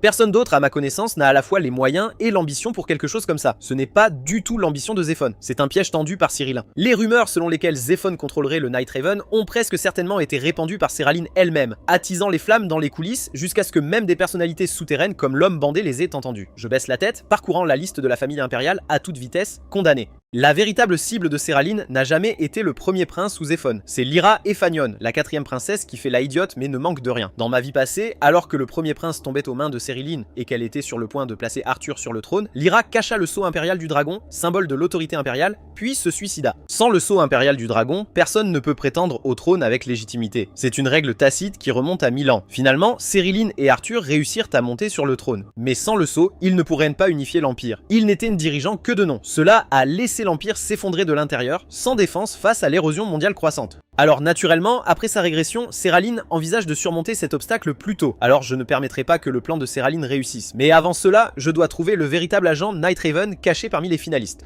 Alors que les préliminaires du tournoi touchent à leur fin, une rumeur se répand dans toutes les rues et ruelles de la capitale. Parmi les jeunes concurrents, il y aurait un membre de la mystérieuse organisation d'assassinat, le Night Raven. Plus de la moitié des spectateurs sont venus spécialement à cause de cette rumeur, tendant le coup par anticipation, impatients de voir si l'histoire contient une part de vérité. Et le corbeau noir de Jay perché sur mon épaule correspond parfaitement au symbole associé au corbeau nocturne dans cette rumeur. Combiné à mon apparence et à mes manières, chaque centimètre carré de l'image d'un assassin sort tout droit des enfers de l'Empire. Tout le monde est absolument certain que je suis le corbeau nocturne concurrent des rumeurs. L'objectif est atteint. Alors que je marche dans le couloir qui s'éloigne de l'arène, un homme se tient au fond du couloir comme s'il m'attendait. Ses yeux sont morts et froids. Au moment où il me voit, le coin de sa bouche se courbe en un arc troublant. Se faire passer pour le corbeau nocturne vous amuse-t-il à ce point? Avant même que les mots ne s'installent, une intention de tuer aiguisée m'envahit. Une lame brillante d'une lumière froide est déjà sous ma gorge, mais j'étais prêt. Juste avant que la lame n'entre en contact, je tends la main et enroule ma main autour de son poignet. Il laisse échapper un rire surpris, sincèrement impressionné par le fait que j'ai une certaine capacité après tout. Je me moque. Je ne m'attendais pas à ce que vous mordiez à l'hameçon aussi rapidement. L'instant d'après, je m'écarte, glisse facilement devant la lame courte et enfonce mon pied violemment dans son ventre. L'homme recule de plusieurs pas et percute le mur du couloir. J'ignore son alarme et m'approche pas à pas. Les techniques de mort construites à partir de l'érosion du monde sont inutiles. Avec un poison sanguin extrême, je peux résister à chacune d'entre elles. Puis je prononce un nom lentement et délibérément. Evolasque, votre cœur est actuellement entre les mains de Cyrillyn, n'est-ce pas? Faisons un marché. Je vais t'aider à reprendre ton cœur. En échange, tu me dis tout. Le plan de Cyrillyn et tous les ordres qu'elle vous a donnés. La silhouette qui se tient devant moi n'est pas une personne ordinaire. C'est un envahisseur du monde venu de l'au-delà. Une nécromancienne à qui on a volé son cœur dans le palais impérial et qui a été emprisonnée pendant 1000 ans. Evelasque Venobuchi. Je me souviens de la première fois que j'ai rencontré Evelasque dans ma vie passée. Un jour, Arthur l'amena au camp d'Azur Vanguard, lui disant que cette personne s'avérerait utile à temps. Au début, je lui parlais rarement, sachant seulement qu'elle était une nécromancienne pas comme les autres au monde. Ce n'est que plus tard que j'ai appris la vérité. L'organisation Night Raven n'était rien de plus qu'une force assemblée à partir de cadavres réanimés et Evilast en était le chef. Avec le recul, c'est tout à fait logique. Un nécromancien est l'assassin idéal. Les cadavres, contrairement aux assassins vivants, ne révéleront jamais la moindre information, même s'ils sont capturés. Quant à l'étrange silhouette qui se tient devant moi, c'est l'une des marionnettes nécromantiques d'Evolas. Suivant les instructions qui m'ont été données, je localise l'endroit où Evolas est emprisonné. Evolasque doit vérifier en personne si j'ai vraiment la capacité de récupérer son cœur. L'instant suivant, j'active le pouvoir du festin sombre. Je vise directement sa poitrine, ce cœur qui aurait dû y battre depuis toujours, volé par la famille impériale il y a 1000 ans. En un instant, les chaînes familières du vol se matérialisent. Une fois qu'ils seront brisés, j'utiliserai un festin sombre pour lui arracher ce qui lui appartient, son cœur même. Je ne bouge pas. Au lieu de cela, je parle calmement. Il n'y a que deux manières de briser ces chaînes. Soit répondre aux exigences sévères des chaînes, soit obtenir votre consentement absolu. Ce n'est que si vous acceptez vraiment de me confier votre cœur que ces chaînes disparaîtront enfin. Evelas criait immédiatement, ma demande à son accord. Les chaînes du vol ne bougent pas du tout. Je continue. Les mots ne veulent rien dire. Si vous avez le moindre doute, ces chaînes restent en place. Le cœur n'est pas un outil que l'on peut simplement manipuler. 1000 ans d'obsession ont construit un mur qui ne s'effondrera pas instantanément, même au nom de la liberté. L'expression d'Evelas se transforme en confusion, ne comprenant clairement pas quelle est la différence. Ma voix ralentit. Je commence à peindre un tableau de la vie qu'elle a toujours voulu. Si votre cœur vous est rendu, vous pouvez rester dans cette pièce pour toujours. Aucune obligation. Laissez les marionnettes gérer tout. Chaque livre que vous pourriez avoir envie de lire, une quantité infinie de nourriture, vous pouvez rester au lit aussi longtemps que vous le souhaitez et ne plus jamais répondre aux commandes de qui que ce soit. Sans votre cœur, vous restez l'outil vital de l'Empire, exécutant d'innombrables ordres sanglants que vous méprisez. Si tu veux sortir, fais-moi confiance avec ton cœur. Ce n'est qu'alors que vous pourrez briser ces liens et ne plus jamais avoir à servir qui que ce soit. Les yeux d'Evlesk vacillent violemment avant de se durcir avec détermination. Lorsqu'elle parle enfin, sa voix est vieille et froide et absolue. Alors s'il vous plaît, prenez mon cœur. Au moment où les mots quittent sa bouche, les chaînes qui planaient devant moi se brisent d'un seul coup. Chaque dernière contrainte se dissout. J'ai réussi à briser les chaînes du vol qui liaient les demandes maléfiques. Et avec ça, j'apprends quelle est la prochaine étape de Séraline. Célia, assistante personnelle de la 4e princesse Lyra Ifanion, possède naturellement une force de niveau maître d'aura. Dans le plan de Séraline, elle doit mourir aux mains de Diana Merlin, la lance la plus tranchante de l'Empire. Son corps sera ensuite transformé en marionnette nécromantique par Evelask pour servir d'appât pour assassiner la 4e princesse Lyra. Et bien sûr, plus tard dans la nuit, Célia tombe sous la lance de Diana Merlin. Cela fait maintenant exactement 1 an que la régression l'a renvoyée. Dès que l'héritage de la mémoire fut terminé, Diana se précipita immédiatement au point de rendez-vous qu'elle avait convenu avec son amie la plus proche, Cériline. Ensemble, ils allèrent sans s'arrêter retrouver Arthur, qui était apparu personnellement, et leur dit qu'il attendrait sur place leur retour. Mais Arthur avait disparu. Et plus déroutant encore, Abella avait disparu avec lui. Il ne lui reste plus qu'à servir la 3e princesse Sarélan pour qu'elle soit la lance la plus tranchante dans sa main. C'est pour cette raison qu'elle suit les ordres de Séraline et abat Célia de ses propres mains. Le jour de la finale du tournoi athénien Empire Marshall arrive. Grâce à Evolask, j'entre en finale avec une nouvelle identité, un représentant officiel du Night Raven. Le premier finaliste à monter sur scène est Pélon, un garçon originaire d'une ville frontalière animé par le rêve de protéger la paix dans le monde. Mais je me souviens clairement que ce garçon apparemment ordinaire deviendra un jour une force vitale au sein d'Azur Vanguard. Pélon frappe le premier. Ses orteils effleurent à peine le sol alors qu'il glisse vers l'avant avec une douceur étrange, comme survolant la glace. Léger sur ses pieds, mais porteur d'une force qui ne doit pas être sous-estimée. Je reconnais ce mouvement instantanément, c'est son jeu de jambes caractéristique, 10 pas, des milliers de kilomètres. La légende dit qu'il peut combler un écart de 1000 km en seulement 10 étapes, et à l'heure actuelle, cette technique légendaire se déploie parfaitement sur scène. La lame de Pélon se jette sur mon flanc, mais mon épée bouge comme si elle avait des yeux, parant le coup avec une précision parfaite. Il y a quelque chose de bien plus décisif que de s'entraîner seul, c'est de connaître parfaitement son adversaire. Une fois, je me trouvais dans les coulisses d'Azur Vanguard. Personne ne connaît mieux que moi leurs habitudes et leurs techniques. La lame de Pélon bouge comme si elle était tirée par des fils invisibles, chaque coup tombant précisément là où je m'y attendais déjà. Il s'agit d'un niveau d'escrime qui transcende la vitesse et la force, lisant la position spatiale de l'adversaire pour contrôler tout le rythme du combat. Aucune surprise. En fin de compte, je revendique la victoire dans le tournoi martial avec une marge qui ne laisse aucun doute. Au meilleur siège de l'arène, Zéphonatanien, 2e prince de l'Empire, applaudit avec enthousiasme. Quelle magnifique performance, dit-il. Il se laisse rêver. S'il parvient à utiliser le pouvoir du corbeau nocturne pour convaincre les nobles, le trône lui-même ne sera peut-être pas hors de portée.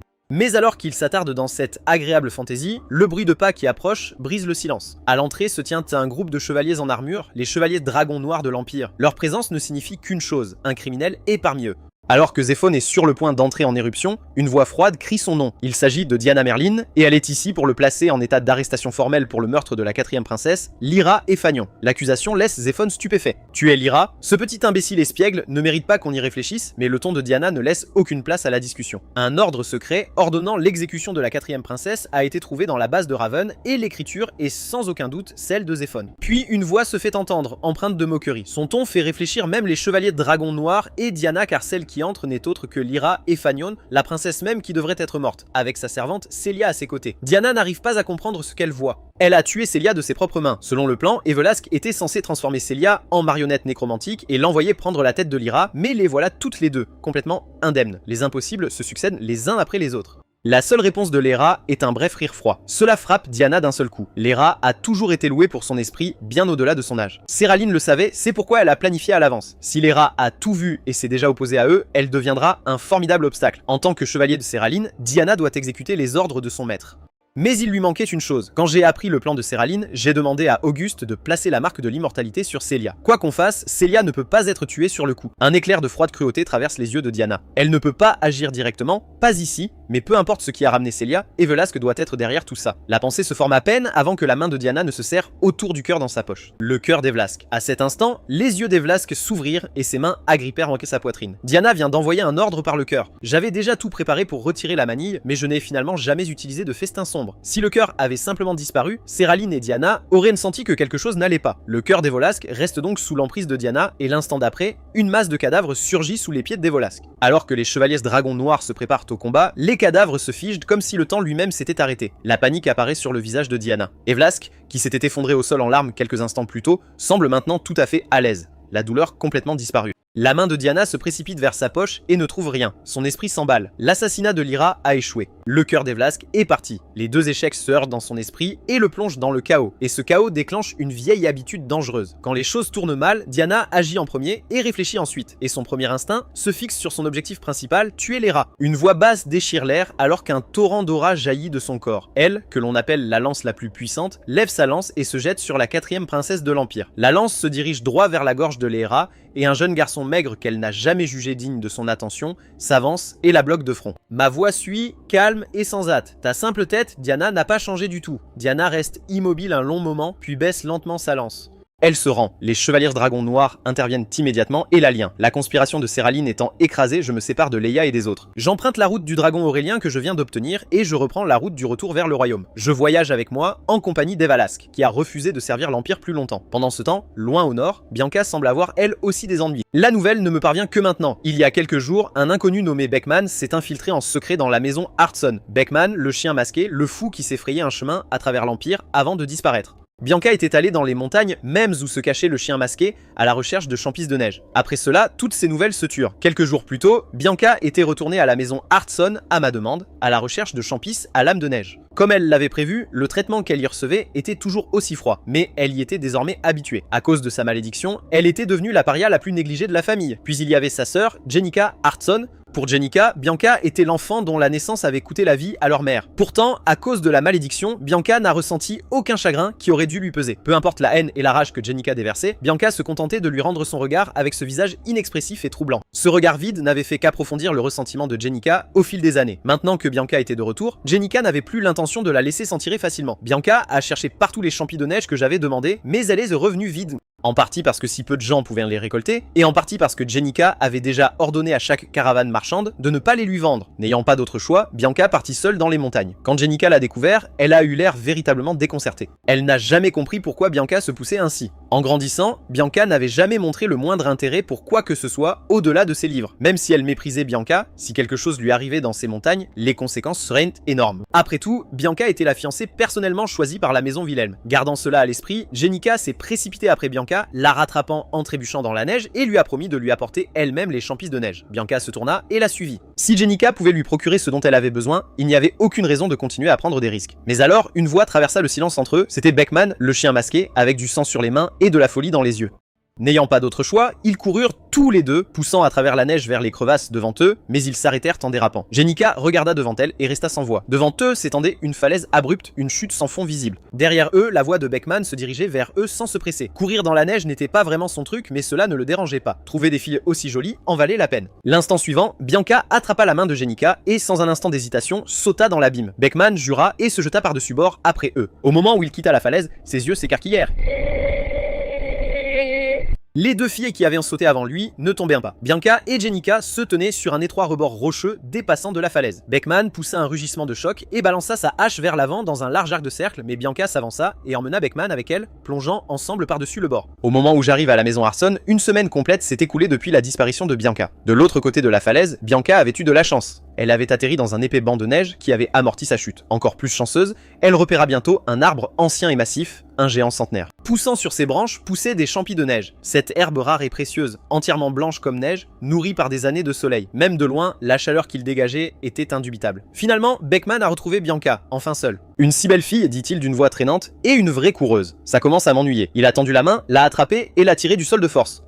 La douleur aiguë de ses cheveux tirés vers le haut envoya un frisson dans tout son corps. Et puis, comme dans une vision, elle m'a vu, moi, le soi-disant raté de la maison Wilhelm, le jeune maître qui ne s'était jamais soucié de sa malédiction, qui l'avait même regardé avec quelque chose comme de la culpabilité. Sans s'en rendre compte, elle en était venue à me chérir plus que quiconque. Avec le peu de force qui lui restait, Bianca laissa échapper un son à peine supérieur à un murmure, le souhait de me revoir une dernière fois avant la fin. Et à ce moment précis, un chiffre frappe. Un coup dur frappe le côté de Beckman. Désolé Bianca, je suis en retard. Bianca étant en sécurité, je me retourne et fais face à Beckman, stable inébranlable et sans hâte. Qui que vous soyez, le dernier survivant sera Kyle Wilhelm. L'instant d'après, l'énorme hache de Beckman s'abat sur moi. En un éclair, mon épée se met en place et attrape le coup. Mon cœur se serre, mon instinct suivait à peine sa vitesse et cela ne faisait que mesurer ses réserves d'aura. Cet homme a atteint le sommet d'un expert en aura.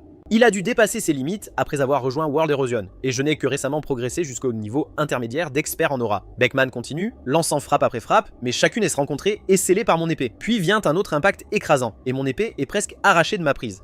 Je m'en rends compte en un instant. La technique de la lame émoussée ne peut pas neutraliser complètement sa force, ce qui signifie que je ne peux pas étendre ma portée de contrôle comme je le souhaite. Ma concentration s'accentue jusqu'à sa limite absolue. Voyons ensuite comment il gère la flamme pure. À ce moment précis, le monde autour de moi change. La chaîne de montagnes blanches comme neige se transforme en pourpre profond sans avertissement. Je le reconnais immédiatement. La liaison spectrale, la technique signature de Beckman, un art terrifiant qui inonde l'aura vers l'extérieur pour priver l'ennemi de ses sens. Une fois prise dans un lien spectral, chaque sensation est arrachée du corps, morceau par morceau, jusqu'à ce que la conscience elle-même s'effondre. Comme si je tombais dans un enfer sans fin, me regardant perdre lentement la raison, Beckman se permet enfin de sourire. Il veut voir combien de temps je peux tenir le coup, mais quelque part au fond de son esprit, il doit admettre que lorsque je l'ai abordé tout à l'heure, il était en réel danger, juste un garçon, surpassé en force et en aura à tous les niveaux. Il avait supposé qu'il pouvait jouer avec quelqu'un d'aussi faible, et pourtant, à la fin, il a été obligé de mettre au point une technique capable de tout détruire. Mettant cette pensée de côté, il lève son arme et charge à nouveau. L'illusion bloquant la douleur qui pourrait le ralentir, Beckman bouge avec plus de férocité que jamais. Certain de la victoire, sa hache descend de toutes les directions dans une tempête de coups incessante. Mon épée tient, à peine, mais chaque choc me repousse encore plus loin. De loin, Evlask se mord la lèvre. C'est moi qui ai récupéré son cœur. Même si ce n'était qu'un accord, elle a encore des limites à ne pas franchir. Elle ne veut pas me voir mourir. Mais dès qu'elle entrera, elle attirera l'attention de celui qui se trouve derrière Beckman, le chien fou. Le chien fou est l'un des agents d'érosion les plus redoutables de la planète. Une fois qu'il a verrouillé une cible, il ne s'arrêtera que lorsque sa proie sera morte. Auguste lui dit de ne pas intervenir. Faites confiance au garçon qui a ramené votre cœur. Il est le vagabond solitaire, reconnu par le maître de la cour pourpre. Je suis à bout de souffle, les veines ressortent sur mon visage à force de pousser mon sixième sens bien au-delà de ses limites. C'est la première fois que je conduis aussi fort parce que je n'ai pas de talent. Je n'ai pas la puissance brute nécessaire pour écraser un adversaire comme le ferait un vrai génie, alors j'attends. J'attends que l'ennemi baisse complètement sa garde, qu'il soit sûr d'avoir déjà gagné, et alors seulement je montre tout ce que j'ai. Et maintenant, mon sixième sens atteint enfin sa limite absolue. Avec un sifflement aigu, le feu éclate en moi. Le pouvoir de l'érosion du monde s'enflamme d'un seul coup dans mon corps. C'est comme si le monde entier s'était arrêté. La chaleur torride qui me traverse brise le lien spectral en un instant. C'est le mouvement ultime que j'ai gardé en réserve, une technique que j'ai forgée moi-même, née de la fusion de l'ignis et du poison sanguin extrême.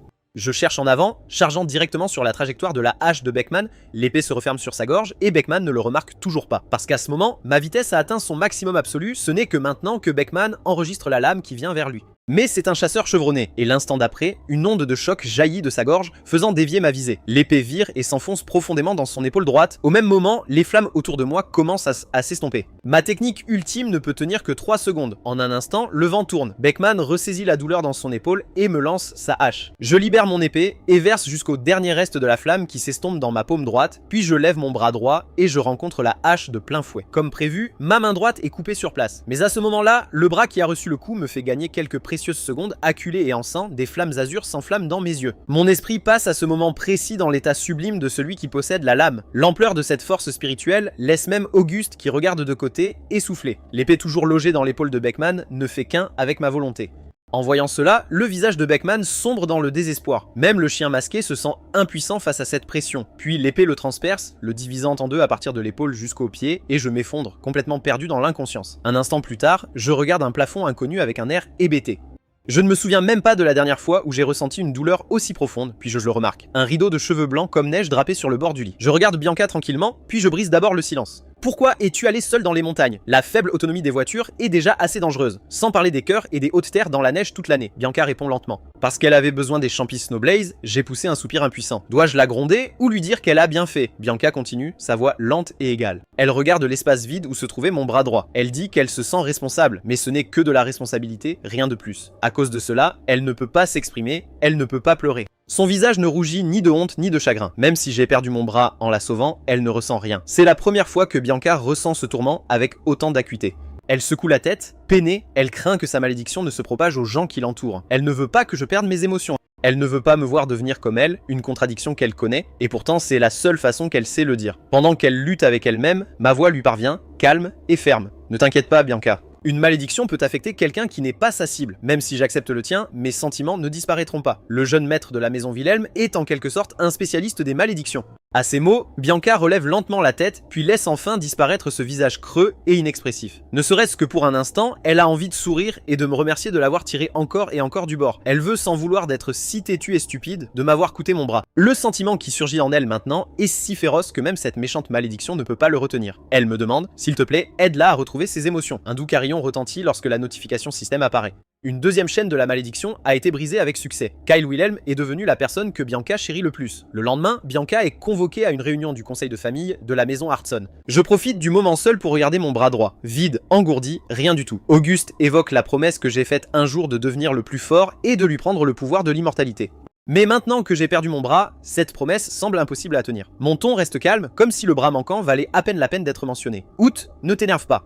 Je sais comment le restaurer. La réponse évidente serait un voyage dans le royaume sacré de Freeman, l'un des 4 grands royaumes, où résiderait une sainte légendaire, capable même de ramener les morts à la vie. Mais je ne suis pas en mesure de faire appel à son pouvoir. Ma position à House Wilhelm s'est peut-être quelque peu améliorée, mais je suis toujours un désastre à leurs yeux. House Wilhelm ne jette pas d'argent au poids mort. La bénédiction d'un prêtre ordinaire serait la meilleure que je puisse espérer. Alors je raconte à Auguste mon vrai plan. Tout simplement, puisque j'ai déjà perdu mon bras, autant le remplacer par quelque chose de mieux. Et à l'heure actuelle, il y a quelqu'un qui peut faire exactement cela. En tant que seul nécromancien au monde, Everlast maîtrise tous les arts de la manipulation des cadavres. Attacher un bras n'est rien pour elle. Je ne sais pas quel prix elle donnera cette fois-ci, mais ce qui compte maintenant, c'est de récupérer le bras en premier. Et ma cible est celle connue sous le nom de Swordwraith. Au moment où Auguste entend ce nom, son corps se raidit. Le Swordwraith, un guerrier dont le nom faisait autrefois trembler le monde entier. Sa technique de tirage rapide a été poussée à ses limites ultimes. Personne au monde ne pouvait suivre l'arc de sa lame. Et plus encore, le spectre de l'épée était autrefois le serviteur le plus précieux d'Auguste. Je sais à quel point Auguste est attaché à ceux qui le servent. Ils sont sa seule fenêtre sur le monde vivant. Alors il y déverse ses sentiments sans s'en rendre compte et ne s'arrête jamais, même en sachant que cela ne lui apportera que de la douleur. Dans ma vie passée, Arthur m'a expliqué un jour comment retrouver le véritable corps d'Auguste, capturer l'un de ses serviteurs et l'interroger. Dès qu'Auguste s'en rendra compte, il abandonnera son propre emplacement pour les protéger. La voix d'Auguste comporte un tremblement à peine perceptible. Il dit que l'épée Wraith est morte il y a longtemps, mais que son art de l'épée n'est pas mort avec lui. Vous le savez mieux que quiconque. Si je peux obtenir le bras de l'épée Wraith, je ramènerai absolument cet art dans ce monde. Out se tait, puis il replie ses ailes et me fixe avec un regard noir. Cet enfant insupportable pense-t-il vraiment que vous pouvez vous frayer un chemin vers n'importe quoi? Une pause? Bien, 2 jours. Et pourtant, Auguste est d'accord. Pendant ce temps, dans la salle du conseil de la chambre Hertzons, le chef de famille et par intérim, Mario, présente une proposition. Le mariage arrangé avec la maison Wilhelm devrait être transféré de Bianca à Jenica. Les sourcils de Bianca se plissent, le premier signe clair de mécontentement jamais vu sur son visage. Sa voix est ferme, elle n'est pas d'accord. L'expression de Mario se durcit aussitôt. C'est une question d'une importance cruciale pour la famille, dit-il. Arrête d'agir comme une enfant gâtée, Bianca. Mais Bianca refuse de céder d'un pouce. C'est une enfant, elle l'a toujours été et elle l'est toujours maintenant, alors elle dira clairement ce qu'elle veut. Son regard se fixe sur Mario. Le seul titre qu'elle souhaite conserver est celui de fiancée de Kyle Wilhelm. Son entêtement met Mario complètement en colère. Le jeune maître de la maison Wilhelm a révélé un pouvoir de lignée au potentiel terrifiant, dit-il. Il accédera à une position de grande importance dans le royaume de Staline, et une enfant maudite comme elle sera un jour mise de côté sans arrière-pensée. Même Jenica est déconcertée par la cruauté de ses mots. Pourtant, face à la fureur de Mario, Bianca ne cligne même pas des yeux. Cette maison, dit-elle, appartient à son père, à son frère et à sa sœur. Il ne lui a jamais appartenu. Ainsi, même si elle est chassée, elle ne renoncera pas à sa place de fiancée de Kyle. Mario tremble de rage, reprenant son souffle pour lui couper la parole, lorsque ma voix traverse la pièce, plate et froide. Mes excuses, Mario. Je n'ai pas l'intention de changer de partenaire de fiançailles. Et ce qui s'est passé ici, moi tuant le chien masqué sur le terrain de la maison Hartson, peut être raconté de 2 manières très différentes. Le premier, Kyle Wilhelm s'est levé pour protéger sa fiancée, et même s'il a perdu son bras, il l'a gardé en sécurité. C'est la plus belle histoire que la maison Hartson puisse espérer. Cela prouve à quel point je prends cet engagement au sérieux, et cela rend l'alliance entre nos maisons d'autant plus inébranlable. La seconde, les défenses de la maison Hartson étaient si déficientes qu'un tueur recherché est entré directement et a failli tuer l'un des membres de la maison Wilhelm. C'est le pire résultat possible. Le monde remettrait en question la capacité de la maison Hartson à protéger les siens, et dans le pire des cas, l'engagement s'effondrerait complètement. En tant que chef par intérim de cette famille, j'espère que vous pouvez prendre la bonne décision. Mario abandonne complètement sa colère et demande sans détour quelles sont mes conditions. Je me tourne lentement vers Bianca. Simple. Suivez les souhaits de Bianca. Que cet engagement se poursuive ou se termine, cette décision lui appartient seule. En regardant Bianca se tenir debout derrière moi, Mario est véritablement perplexe. Peut-il vraiment avoir l'intention de rester aux côtés d'une fille maudite? Vous ne savez rien de votre propre famille. Et quant à la malédiction, je ne m'en suis jamais soucié au départ. Je fais une pause à mi-étape. Encore une chose, dites au monde extérieur qu'un prêtre amené par House Hertz a guéri mon bras. Si vous n'êtes pas convaincu, vous pouvez attendre de le voir restaurer de vos propres yeux avant de signaler quoi que ce soit à la maison Wilhelm. Alors qu'il nous regarde partir, Mario se tourne vers Jennika à côté de lui et lui demande si elle ressent la même chose que lui. Pour la première fois, ils peuvent réellement ressentir un changement dans les émotions de Bianca.